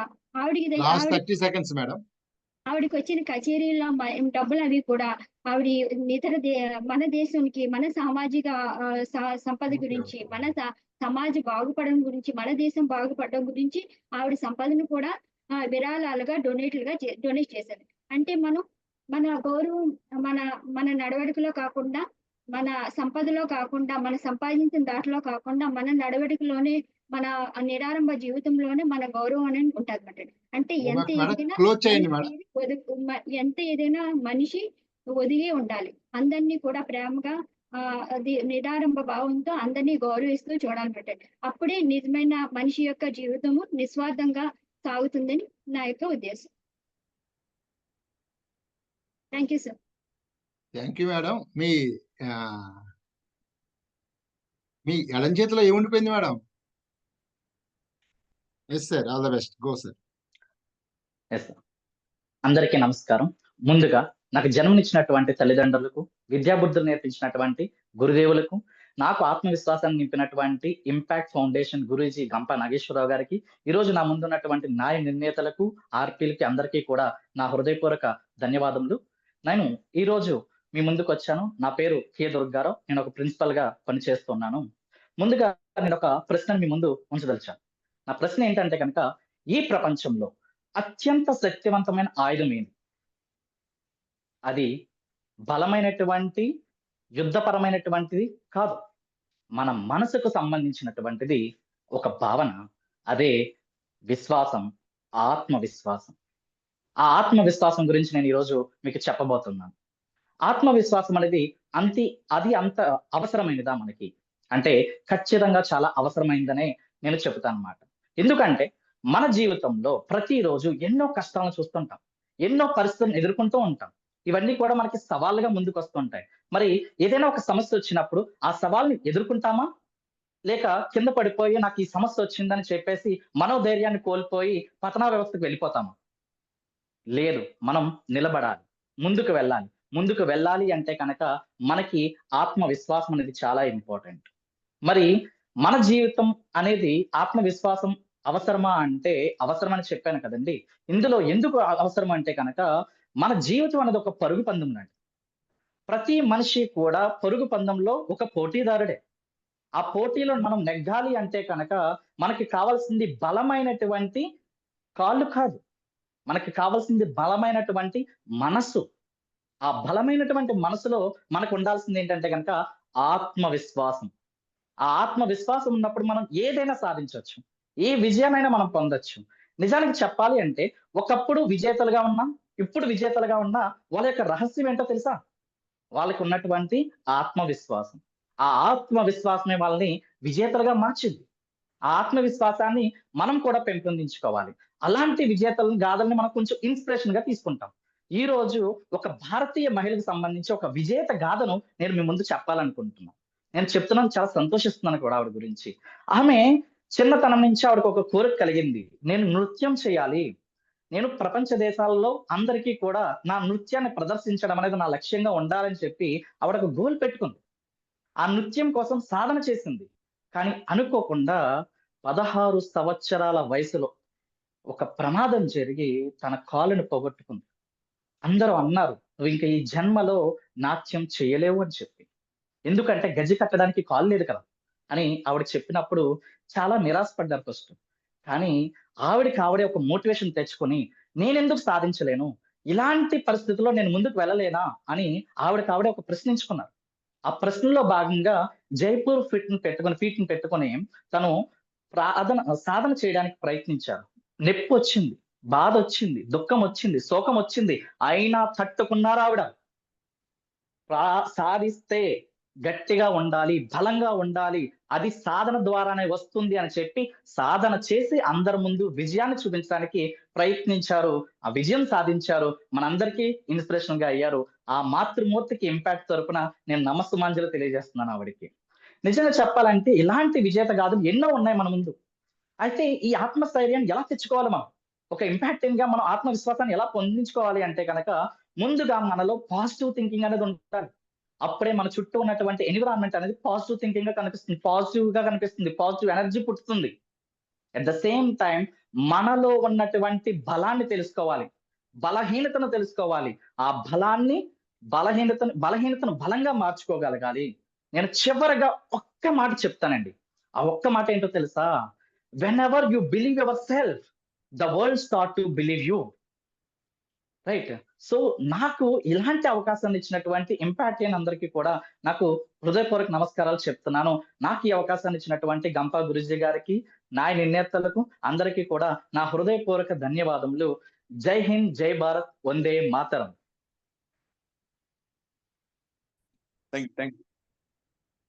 Yes, ready, sir. Please.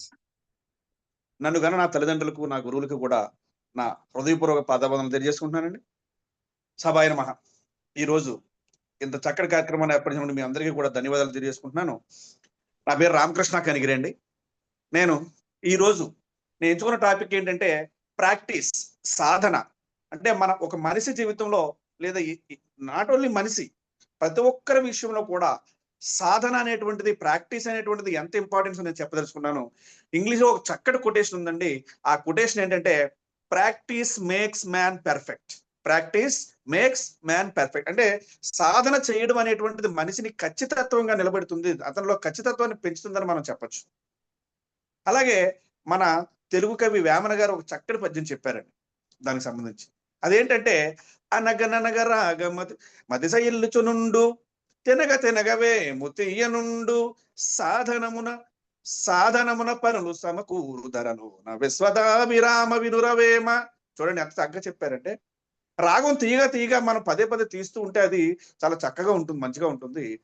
అలాగే వేపాకు కూడా తినగా తింటూ ఉంటే అది కూడా తీగ అయిపోద్దటండి మనకి. అలాగే మంచి మాట అండి ఇది. చూడండి, సాధనమున పనులు సమకూరుదరలోన. మనం ప్రాక్టీస్ చేస్తూ ఉంటే, మనం పదే ప్రాక్టీస్ చేస్తే ఏ పని అయినా సరే అది సక్సెస్ఫుల్ అవుతుందని చెప్పేసి చెప్పడం జరిగిందండి. అసలు ఈ సాధన అనేటువంటి కాన్సెప్ట్ ఏంటంటే, మీరు ఏ వృత్తిని ఎంచుకోండి, ఏ పని చెయ్యండి, అది మనం ప్రాక్టీస్ చేయడం ద్వారా మాత్రమే మనం దానిలో నైపుణ్యత సంపాదిస్తాము. మీరు ఎంత మేధావి అవ్వండి, ఒక సబ్జెక్ట్ కానివ్వండి, లేదా ఒక పనిలో కానివ్వండి, ఏ విషయంలో అన్నా సరే మనం మేధావి అయినప్పటికీ, మనం అందులో మాస్టర్ అయినప్పటికీ ప్రాక్టీస్ చేయకుండా పక్కన పెట్టేస్తే అది ఎందుకు కూడా ఉపయోగపడదు. దీనికి ఒక సింపుల్, ఒక పదునైనటువంటి కత్తిని తెచ్చి, బాగా పదును షార్ప్ గా ఉన్నటువంటి నైఫ్ని తెచ్చి మనం దాన్ని యూజ్ చేయకుండా, దానిని వాడకుండా ఒక పక్కన పెట్టామంటే అది కొన్ని రోజులకి దాని పదును పోతుందండి. అది పనిచేయదు. మీరు యుద్ధానికి సిద్ధమైపోయి కత్తి పెట్టేసారి నేను బాగా తయారు చేసిన కత్తి అని చెప్పేసి మీరు సిద్ధమైపోయి యుద్ధానికి వెళ్ళిపోయి దాన్ని తీస్తే ఆ కత్తి పనిచేయదు. ఎందుకని? అది దాని యొక్క పదును కోల్పోయింది. మనం కూడా, మనిషి కూడా అంతే. మీరు ఏ పని చేయాలన్నా సరే మనం దాన్ని ఒకసారి రిపీట్ చేసుకుంటూ ఉండాలి. ఒక టీచర్ క్లాస్కి వెళ్లే ముందు బుక్ రెఫర్ చేయాలి. ఒక వ్యాపారస్తుడు వెళ్ళేటప్పుడు ఆ రోజు ఏం చేయాలో చూసుకోవాలి. మనం కూడా అంతే. మనకి నిత్యం ఏదైనా ఒక విషయం కానీ, ఏదైనా పనిని కానీ మనం రిపీటెడ్ గా చేస్తూ ఉన్నప్పుడు మాత్రమే, అభ్యాసం చేస్తూ ఉన్నప్పుడు మాత్రమే దాంట్లో మనం సక్సెస్ అవ్వగలము. మనం ఒక గోల్ పెట్టుకున్నప్పుడు ఆ గోల్కి సంబంధించిన సాధన చేస్తూ ఉండాలి. దీనికి మీకు ఒక చిన్న కథ చెప్తానండి. ఒక ఊళ్ళో ఒక రైతు, ఒక కుటుంబం నివసిస్తూ ఉంది. వాళ్ళకు ఒక బాబు పుట్టాడు. ఆ బాబు ఎదుగుతూ ఉన్నాడు. ఆ బాబుకి ఒక 5 years ఏజ్ వచ్చింది. ఆ సమయంలో వాళ్ళు ఒక ఆవును కొనుక్కున్నారు. దేని కొనుక్కున్నారని? ఒక ఆవును కొనుక్కున్నారు. వన్ ఫైన్ డే ఆ ఆవు చక్కటి దూడను పెట్టింది. ఈ ఆవు ప్లస్ ఆ బాబు ఇద్దరు కూడా ఎదుగుతూ ఉన్నారు. సైమల్టేనియస్ గా ఇద్దరు ఎంజాయ్ చేస్తున్నారు అనుకుంటూ ఆ బాబు ఆ ఆవు దూడ దగ్గరికి వెళ్ళి చక్కగా దానికి ముద్దు పెట్టి దాన్ని లిఫ్ట్ చేస్తూ ఉన్నాడు. దాన్ని ఏం చేస్తాడంటే రోజు ఎత్తుతూ ఉన్నాడు. ప్రతిరోజు అదే పని. అబ్బాయికి ఉదయాన్ని ఒకసారి ఎత్తడు, సాయంత్రం ఒకసారి మళ్ళీ ఎత్తడు. ఇలా రెగ్యులర్ గా జరుగుతూ ఉంది. ఆఫ్టర్ 3 years, ఒక 2-3 సంవత్సరాల తర్వాత హ్యూమన్ బీయింగ్ కాబట్టి ఈ అబ్బాయి వయసు ప్లస్ బరువు కూడా కొంచెం తక్కువ ఉంది, కానీ ఈ యొక్క యానిమల్ యొక్క వెయిట్ పెరిగింది, దాని యొక్క పరిమాణం పెరిగింది, పరిణామం పెరిగింది. అయినప్పటికీ ఈ అబ్బాయి చాలా ఈజీగా దాన్ని లిఫ్ట్ చేశాడు. అబ్బాయి దాన్ని చాలా ఈజీగా ఎత్తడం జరిగింది. వై? ఎందుకంటే ఆ అబ్బాయి రెగ్యులర్ గా ప్రాక్టీస్ చేయడం జరిగింది. అర్థమైందా ఫ్రెండ్స్? అంటే మనం రెగ్యులర్ గా ఏ విషయాన్నైనా సరే ప్రాక్టీస్ చేయడం ద్వారా ఆ పని మనకి సులభం అయిపోతుంది. ఏమవుతుంది? ఈజీ అవుతుంది. అది ఏదవనివ్వండి, మన మనసు పెట్టి రిపీటెడ్ గా. నేను మీకు ఆల్రెడీ చాలా సార్లు చెప్పాను మన మీటింగ్ లోనే. నేను ఇంపాక్ట్ లో జాయిన్ అవ్వక ముందు ఉదయం 6-6:30 లేచేవాడు. అంటే బిఫోర్ స్కూల్ టైం లేకడం వెళ్ళిపోవడం. కానీ ఇందులో జాయిన్ అయిన తర్వాత మన గురువు గారు వీళ్ళు చెప్పిన తర్వాత నువ్వు విజయం సాధించాలి అంటే సూర్య భగవానుడి కన్నా ముందులే, ఆయన కన్నా ఒక్క సెకండ్ ముందే, హాయ్ సూర్య నేనున్నాను ఇక్కడ, నేను నీకన్నా ముందు లేచానని చెప్పు, నీకు ఒక టైం స్పాన్ పెరుగుతుందని చెప్పడం జరిగింది. అలా ఇది ఇందులోకి వచ్చిన తర్వాత నేను చాలా విషయాలు ప్రాక్టీస్ థ్యాంక్ యూ సార్. అయితే ఏదైనా మీరు లక్ష్యం సాధించాలి అంటే ఒకటి గుర్తుపెట్టుకోండి, సాధన చెయ్యాలి. మిత్రమా గుర్తుపెట్టుకో, సాధనతో కూడినటువంటి శ్రమ నీ ఆయుధం అయితే విజయం నీ బాన్స్ అవుతుంది. Please enter to learn, leave to serve.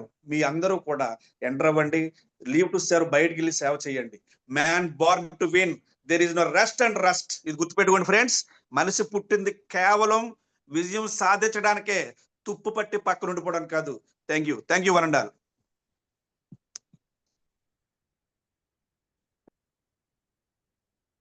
Yes, please proceed. Can I start, sir?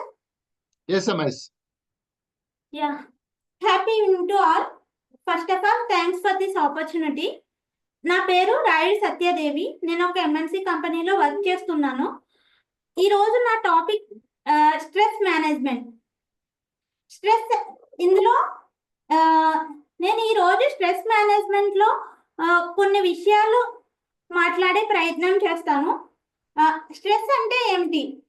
Stress ఏ విధంగా కలుగుతుంది?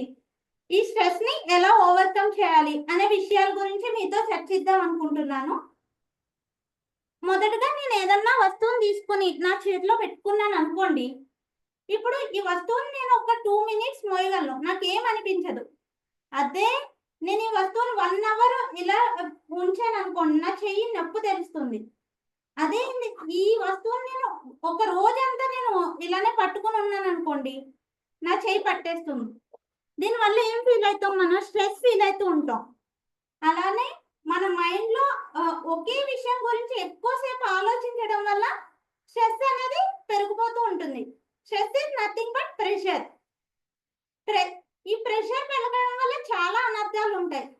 ఈ స్ట్రెస్ అనేది చాలా కారణాల వల్ల వస్తుంది. ఉంటుంది. ఫైనాన్షియల్ ప్రాబ్లమ్స్ వల్ల కావచ్చు, హెల్త్ ప్రాబ్లమ్స్ వల్ల కావచ్చు, ఫ్యామిలీ ఇష్యూస్ వల్ల కావచ్చు.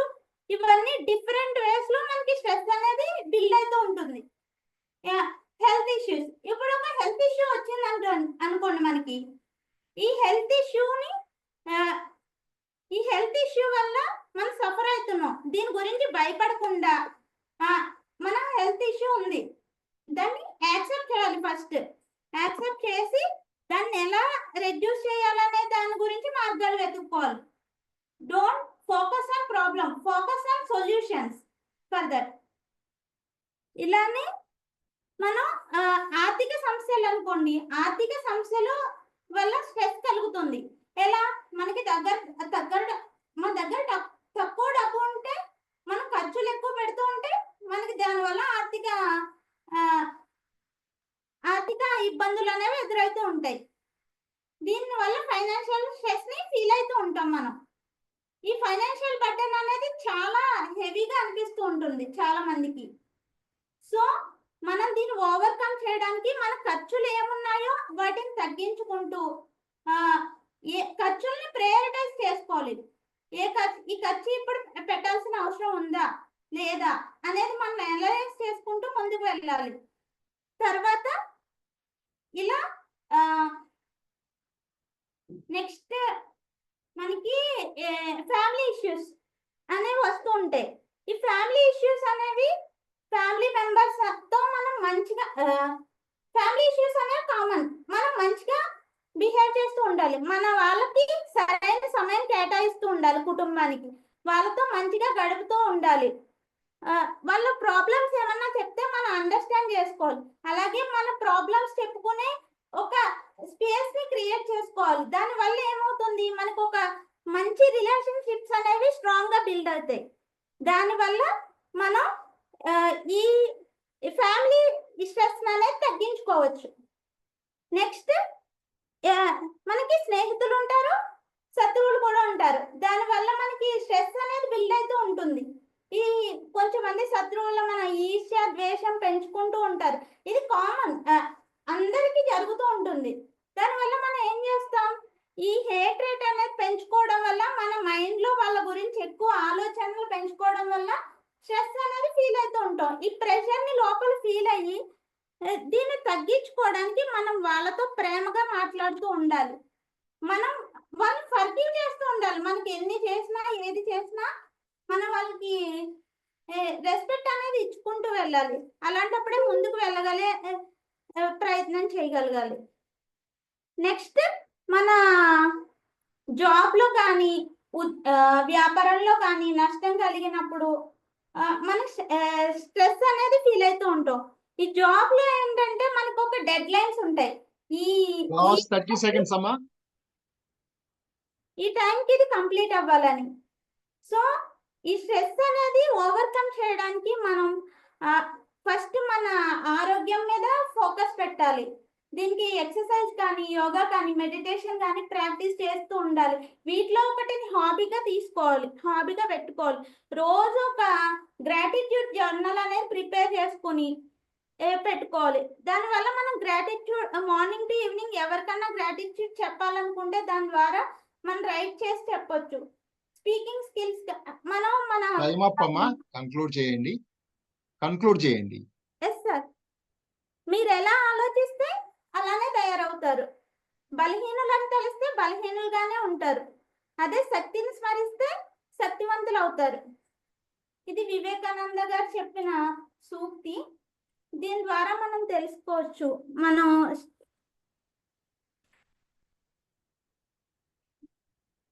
మన జీవితంలో ఈ స్ట్రెస్ అనేది సహజమే.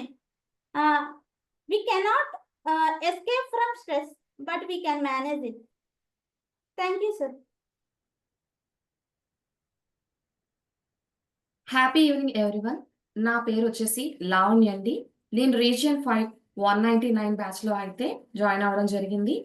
నాకు నచ్చిన టాపిక్ ఏంటంటే మాటే మంత్రం. మన పెద్దలు చెప్తూ ఉంటారు కదా, నోరు మంచిదైతే ఊరు మంచిదవుతుందని. అంటే మన నోటి నుంచి వచ్చే మాటలు వినదగినదిగా వినసంపుగా ఉంటే ఎదుట వ్యక్తి ఆటోమేటిక్ గా మన పట్ల ఆకర్షితుడవుతాడు.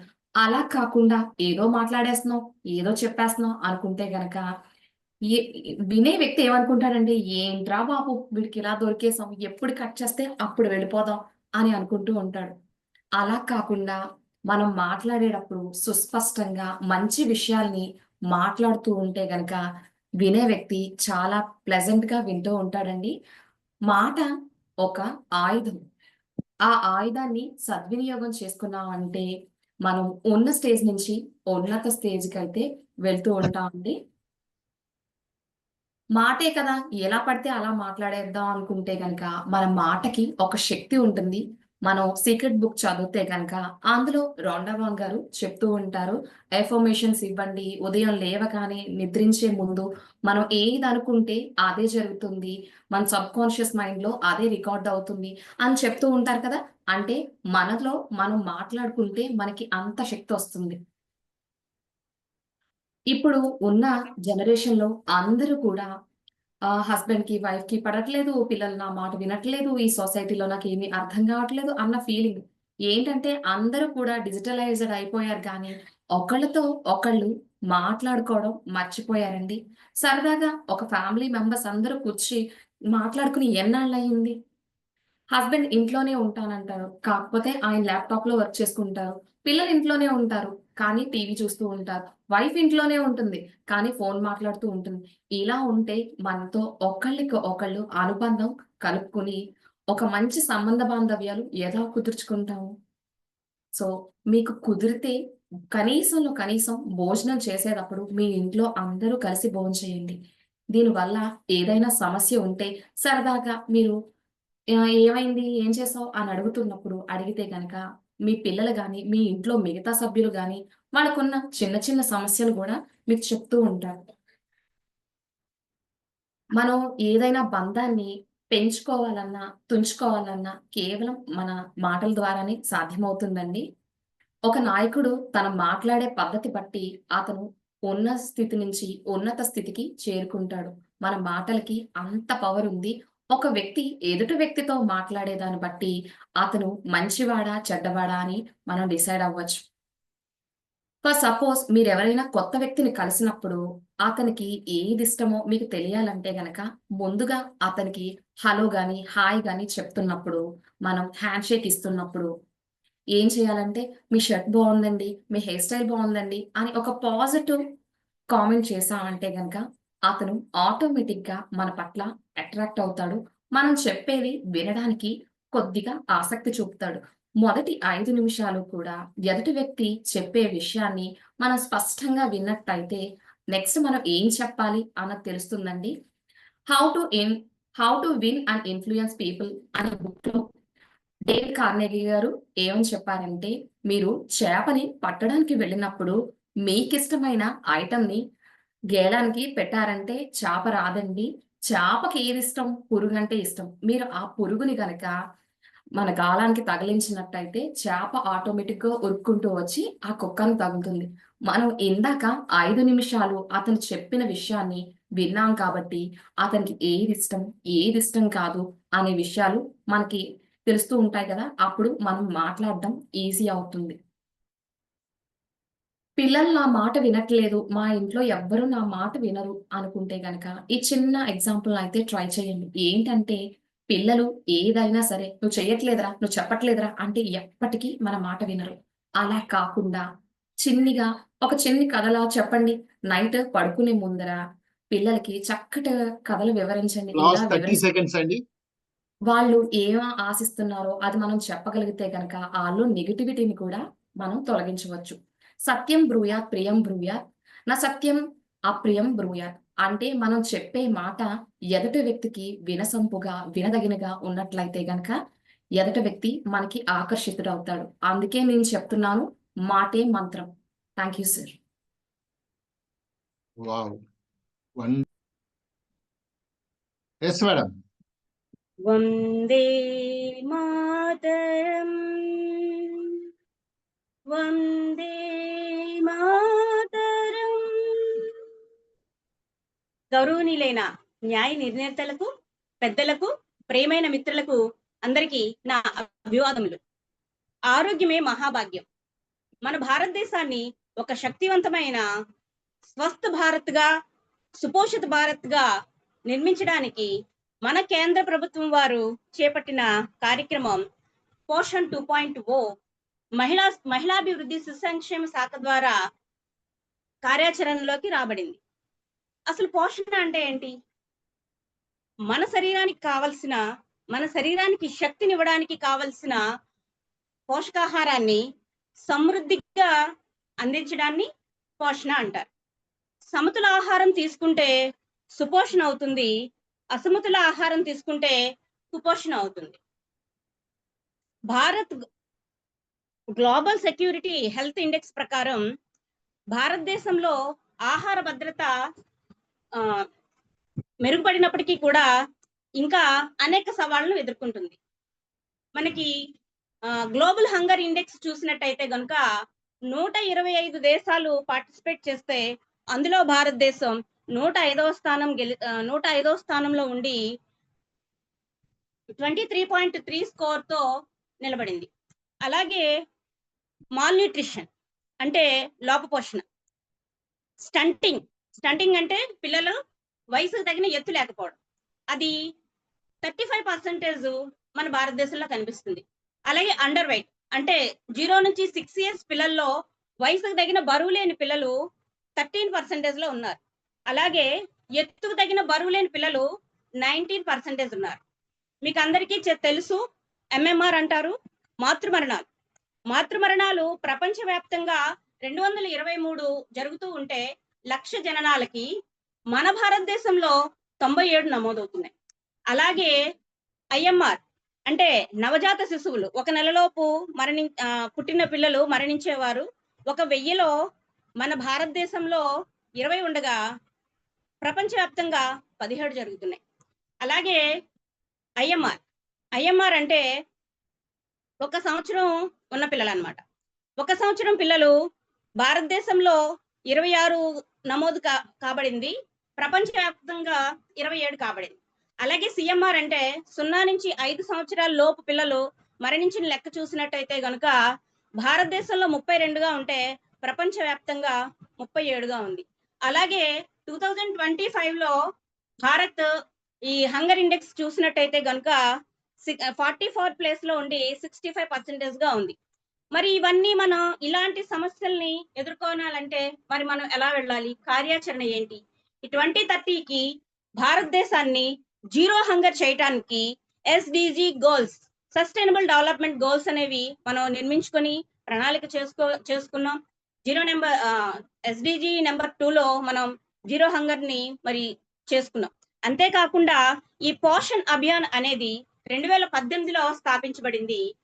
దీన్ని మనం ముందుకు తీసుకెళ్తూ మహిళాభివృద్ధి శిశు సంక్షేమ శాఖలో ముందుకు తీసుకెళ్లడం ద్వారా గర్భవతులు, బాలింతలు, చిన్నపిల్లలు వాళ్ళకి మాతా శిశు సంరక్షణ కలిగిస్తున్నాం. అలాగే బరువు తక్కువ పిల్లల జననాలు లేకుండా చూసుకుంటున్నాం. అలాగే పిల్లల్లో ఇప్పుడు మనం మాట్లాడుకున్న స్టంటింగ్, అండర్ వెయిట్, వేస్టింగ్ అనేవి ప్రతి సంవత్సరం కూడా 2% తగ్గించాలని ఒక గట్టి నిర్ణయం తీసుకున్నాం. అలాగే anemia among adolescent girls and womens, ఇది కూడా మన భారతదేశంలో చూసినట్టయితే 57% ఎనిమియా ఉంది. అలాగే 14 బిలో చిల్డ్రన్ లో చూసినట్టయితే 67% ఉంది. మరి ఇవన్నిటిని కూడా మనం సంవత్సరానికి ఒక 3% ఎనీమియాని తగ్గించుకోవాలని చెప్పేసి ఎనీమియా ముక్త భారత్ అనే కార్యక్రమాన్ని కూడా మరి మనం ముందుకు తీసుకెళ్ళడం జరుగుతూ ఉంది. ముఖ్యంగా మీరందరూ చెప్పండి, మీ మొదటి ఆహారం మీరు ఎప్పుడు తీసుకుని ఉంటారు? మీరందరూ చెప్తారు మొట్టమొదటి పుట్టినరోజుని తల్లి పాలు అంటారు. కాదు, బిడ్డ గర్భంలో పడిన దగ్గర నుంచి తల్లి బిడ్డని పోషిస్తుంది. అంటే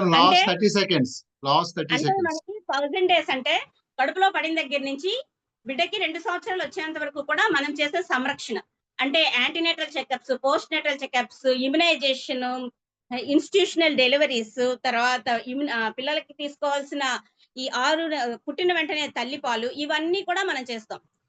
అంతేకాకుండా CB events, community based events, తర్వాత VHS and village health nutrition days చేస్తూ జన చైతన్యం, పోషణ మా అని చెప్పి సెప్టెంబర్ లో 1 నెల కార్యక్రమాలు చేస్తాం. పోషణ పక్వాడా అని చెప్పేసి మార్చి నెలలో 15 రోజులు జన చైతన్యంలో ప్రజల్ని మనం భాగస్వాములను చేసుకుంటూ మరి ఈ ప్రజల్లో అవగాహన కల్పించడం జరుగుతుంది. తిండి కలిగితే కండగలదోయ్, కండగలవాడేను మనిషోయ్, దేశమును ప్రేమించుమన్నా మంచి అన్నది పెంచుమన్నా. ఈ పోషన్ 2.0 యజ్ఞం మన నవభారత నిర్మాణానికి చేసే యజ్ఞం. మనందరం భాగస్వాములు కావాలి. Thank you all.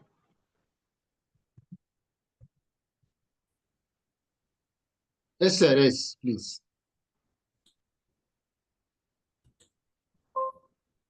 Happy evening, everyone. Thank you, Impact, for this opportunity. నా పేరు ఎం శ్రీనివాస్, 126 బ్యాచ్. ఈరోజు నేను చెప్పబోయే topic age is just a number. 40 ఏళ్ళు దాటిపోయింది, ఇంకేం చేస్తాం? 50 ఏళ్ళు దాటిపోయాయి, ఏం చేయగలం? 60 ఏళ్ళు దాటే బతకడం అనవసరం. ఇలా చాలా మంది అంటూ ఉంటారు. మన విజయాలకి వయసుతో సంబంధం లేదు. మన యాటిట్యూడ్, మన హెల్త్, మన మైండ్ సెట్ మన విజయాలకు దోహదం చేస్తాయి. కర్నల్ శాండర్స్ 65 సంవత్సరాల వయసులో KFC, కెంటకీ ఫ్రైడ్ చికెన్ స్థాపించి బిలియనీర్ అయ్యాడు. యుషియో మ్యూరా అనే జపనీస్ వ్యక్తి 80 సంవత్సరాల వయసులో ఎవరెస్ట్ పర్వతాన్ని ఎక్కి గిన్నెస్ రికార్డ్ సాధించాడు. మన మాజీ ఉపరాష్ట్రపతి వెంకయ్యనాయుడు గారు అంటారు, I'm retired but not tired. అంతెందుకు మన ముఖ్యమంత్రి చంద్రబాబు నాయుడు గారు 75 సంవత్సరాల్లో ఈ రోజుకి 18 గంటలు పనిచేస్తారు. కాబట్టి మన చురుకుదనానికి, మన విజయాలకి వయసుతో సంబంధం లేదు, మనసుతోనే సంబంధం. జపాన్లోని ఒకినావా ప్రాంతంలో వ్యక్తులు 100 నుంచి 120 సంవత్సరాలు జీవిస్తారు. వారి దీర్ఘాయుర్దానికి రహస్యం ఏంటంటే వాళ్ళు ఎప్పుడు ఉత్సాహంగా ఏదో పని చేస్తూ ఉంటారు. ఎవరి మీద ఆధారపడరు. ఇంట్లో కిచెన్ గార్డెన్ పెంచుకుంటారు, వాళ్ళకి కావాల్సిన కూరగాయలు పండించుకుంటారు, తింటారు. వాళ్ళ పర్పస్ ఆఫ్ లైఫ్ ఏంటో వాళ్ళకి తెలుసు. ఇకిగాయ్ అంటారు పర్పస్ ఆఫ్ లైఫ్. దాని ప్రకారం జీవిస్తారు. సామాజిక కార్యక్రమాల్లో అందరితో కలిసి సంతోషంగా, ఉత్సాహంగా పాల్పంచుకుంటారు. Trinity College of neurosciences చెందిన శాస్త్రవేత్త ఇయాన్ రాబర్ట్సన్ అనే వ్యక్తి మెదడు పనితీరు మీద పరిశోధన చేశారు. బ్రెయిన్ స్ట్రోక్ వచ్చే సగటు వయస్సు 1984లో 72 సంవత్సరాలు ఉంటే 1999 వచ్చేసరికి 82 సంవత్సరాలకు పెరిగింది. కాబట్టి 60 ఏళ్ళకే ముసలాడము, 80 సంవత్సరాల దాకా మనం ముసలాడము. సో ఫ్రెండ్స్, ఇయాన్ రాబర్ట్సన్ మనం ఫిజికల్గా, అదేవిధంగా మెంటల్గా, శారీరకంగా, మానసికంగా ఆరోగ్యంగా ఉండాలంటే కొన్ని సూచనలు చేశారు. 1, ఫిజికల్ యాక్టివిటీ. ప్రతిరోజు యోగా, వ్యాయామం, exercises, walking, what ever it may be, మీకు ఏది ఇష్టమైతే అది చేయండి. 2, లెర్నింగ్. ప్రతిరోజు కొత్త విషయాలు నేర్చుకుంటూ ఉండండి. కొత్త విషయాలు నేర్చుకుంటూ ఉంటే మెదడు చురుగ్గా ఉంటుంది. మా రాజమండ్రికి చెందిన డాక్టర్ కర్రామారెడ్డి గారికి 26 డిగ్రీలు ఉన్నాయి. MD, MED, LLB. నాకు తెలిసి 26 ఉన్నాయి. ఇప్పటికి పెరిగాయేమో లేదో తెలియదు. అలాగే నాకు తెలిసిన ఒక హెడ్ మాస్టర్ రిటైర్ అయిన తర్వాత వాళ్ళ అమ్మాయితో కలిసి LLB చేసి కోర్టులో ప్రాక్టీస్ కూడా చేశారు. కాబట్టి learning has no limit, no age limit. మనం జీవితాంతం నేర్చుకోవచ్చు. మనం నేర్చుకుంటూ ఉంటేనే మన మెదడు చురుగ్గా ఉంటుంది. అంతేగాని ఏదో పార్క్లో కూర్చుని నీ షుగర్ ఎంత, నా BP ఎంత అని ఒక నిరాశవాదులతో కూర్చుంటే మనం వ్యాధిగ్రస్తులుగా, నిరాశవాదులుగా మిగిలిపోతాం. 3వ పాయింట్ ఏంటంటే మెంటల్ స్టిమ్యులేషన్. మెదడుకి మేత మన పత్రికల్లో వచ్చేటటువంటి పజిల్స్ లాంటివి పూర్తి చేయడం, పద వినోదాలు, అలాగే మ్యాథమెటికల్ పజిల్స్, ఇటువంటివి చేయడం వల్ల, మంచి పుస్తకాలు, ఆలోచన రేకెత్తించే పుస్తకాలు చదవడం వల్ల మన మెదడు చురుగ్గా ఉంటుంది. నెక్స్ట్ ఏంటంటే స్ట్రెస్ తగ్గించుకోవాలి. స్ట్రెస్ అంటే ఎక్కువ పని చేయడం వల్ల స్ట్రెస్ వస్తుందని కాదు, మనకు నచ్చని పని ఎక్కువ కాలం చేయడం వల్ల వస్తుంది. లేదా ఫ్యామిలీ రిలేషన్స్, ఫైనాన్షియల్ ట్రబుల్స్, వీటి వల్ల వస్తుంది. ఈ వయసు పెరిగిన తర్వాత అట్లా స్ట్రెస్ తగ్గించుకుంటే మన ఆరోగ్యం బాగుంటుంది. నెక్స్ట్ పౌష్టికాహారం తీసుకోవడం వల్ల కూడా మన ఆరోగ్యం బాగుంటుంది. Next social life. మనం సోషల్ వ్యక్తులతో, ఎన్ని గ్రూప్స్తో ఎంత యాక్టివ్గా మనం కలిసి పనిచేస్తే మన మెదడు అంత చురుగ్గా ఉంటుంది. మనం సమాజానికి ఉపయోగపడతాం. ఈ సమాజం మనకి ఎంతో ఇచ్చింది, మనం కూడా తిరిగి ఎంతో కొంత ఇచ్చేయాలి, లేకపోతే లావ్ అయిపోతాం brothers. Next think young. Sir, last 30 seconds, sir. Okay sir, you are what you think. మీరు యంగ్ అనుకుంటే యంగ్ గానే ఉంటారు, ఓల్డ్ అనుకుంటే ఓల్డ్ గానే ఉంటారు, స్ట్రాంగ్ అనుకుంటే స్ట్రాంగ్ గానే ఉంటారు, వీక్ అనుకుంటే వీక్ గానే ఉంటారు. So think young, be strong. Thank you very much.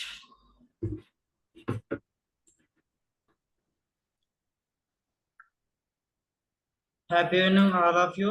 Myself, D. Sai Sharma. I am studying diploma final year completed, and నేను చెప్పబోయే టాపిక్ వచ్చేసి టైం మేనేజ్మెంట్. దానికన్నా ముందుగా నేను ఒక చిన్న కొటేషన్తో మొదలు పెడదాం అనుకుంటున్నాను. ఎవరికి దొరికినా దొరకనిది, నెక్స్ట్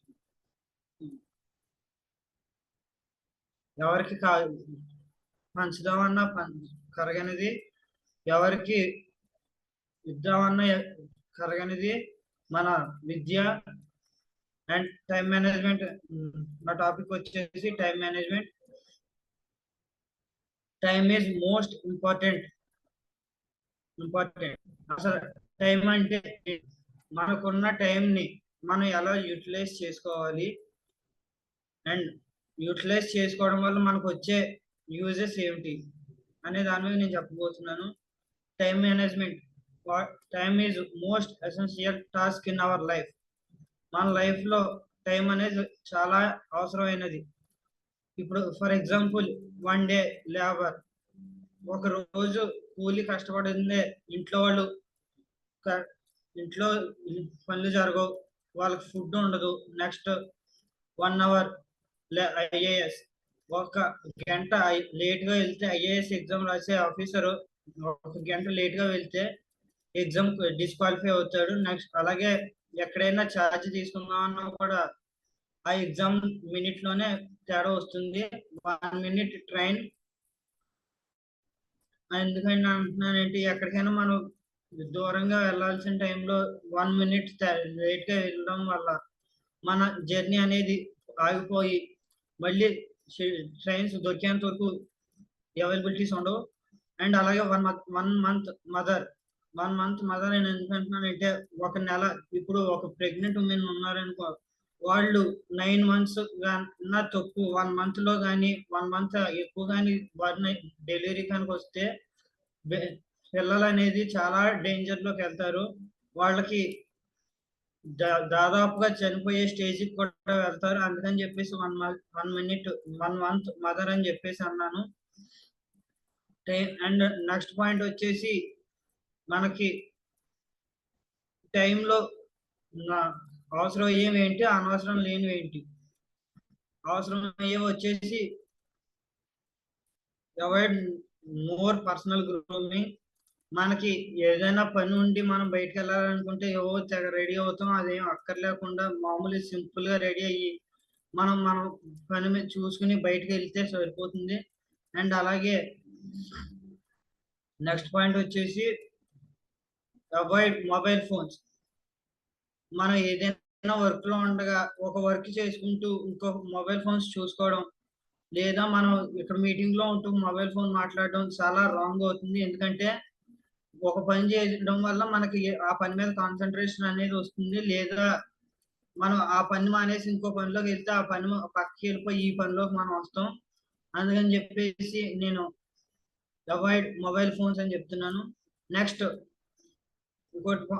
పాయింట్ ఏంటంటే, మనం నో మల్టీ టాస్కింగ్. ఏదైనా మనం వర్క్లో ఉన్నప్పుడు ఆ పని చేస్తూ ఈ పని చేస్తూ ఆ పని అలా చేయకుండా ఉండాలి. చేస్తే ఒక పని చేసుకుని ఆ పని వర్క్ కంప్లీట్ అయిన తర్వాత నెక్స్ట్ వర్క్ని మనం కంప్లీట్ చేసుకోవాలి. And time is most important task. 1440 rule. ఎందుకని 1440 రూల్ అని ఎందుకని చెప్తున్నానంటే, మనకి ఉన్న 24 hours-లో 1 hour-కి 60 minutes. 60 minutes అంటే 1 minute is equal to 60 seconds. 60 minutes divided by 24 hours వేస్తే 1440 రూల్ వస్తుంది. అంటే పర్ డే 1440 minutes మనకి ఉంటాయి. అండ్ అలాగే next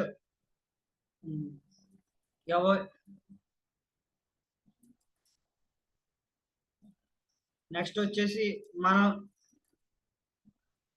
no say to know. ఏదైనా మనం వర్క్ లో ఉండగా ఎవరైనా మనల్ని కేకేసినా, లేదంటే మనల్ని ఎదుటి వాళ్ళు మనల్ని రమ్మని తొందర పెడుతున్నా వాళ్ళకి నో చెప్పి మన వర్క్ నేను వర్క్ లో ఉన్నాను, నా వర్క్ కంప్లీట్ అవ్వదు అని చెప్పేసి మనం వాళ్ళకి చెప్పి మన వర్క్ Last కంప్లీట్ 30 అయిన తర్వాత seconds. వాళ్ళు ఎందుకు కేకేశారో వాళ్ళ దగ్గరికి వెళ్ళి వాళ్ళ వర్క్ చూసుకుని అప్పుడు మన వర్క్ మనకి ఏదైనా ఉంటే మనం చూసుకోవచ్చు. అండ్ మోస్ట్ ఇంపార్టెంట్ పాయింట్, ఎవరైనా మనకి కేకేసి ఆ వర్క్ చేసి పెట్టి ఈ వర్క్ చేసి పెట్టు అని చెప్పి అడిగితే మన వర్క్ ఏదైనా ఉంటే మనం చూసుకుని మనం కంప్లీట్ చేసుకున్న వర్క్ అది టఫ్ అయినా నార్మల్ వర్క్ అయినా చూసుకుని మనం వాళ్ళ Conclude చేయండి దగ్గరికి వెళ్ళి శైలజమ్మ గారు. మనం రావచ్చు. సో ఈ సిచ్యువేషన్ నా లైఫ్ లో జరిగింది కాబట్టి నేను ఈ స్టోరీ చెప్పాల్సి వచ్చింది. Thank you so much.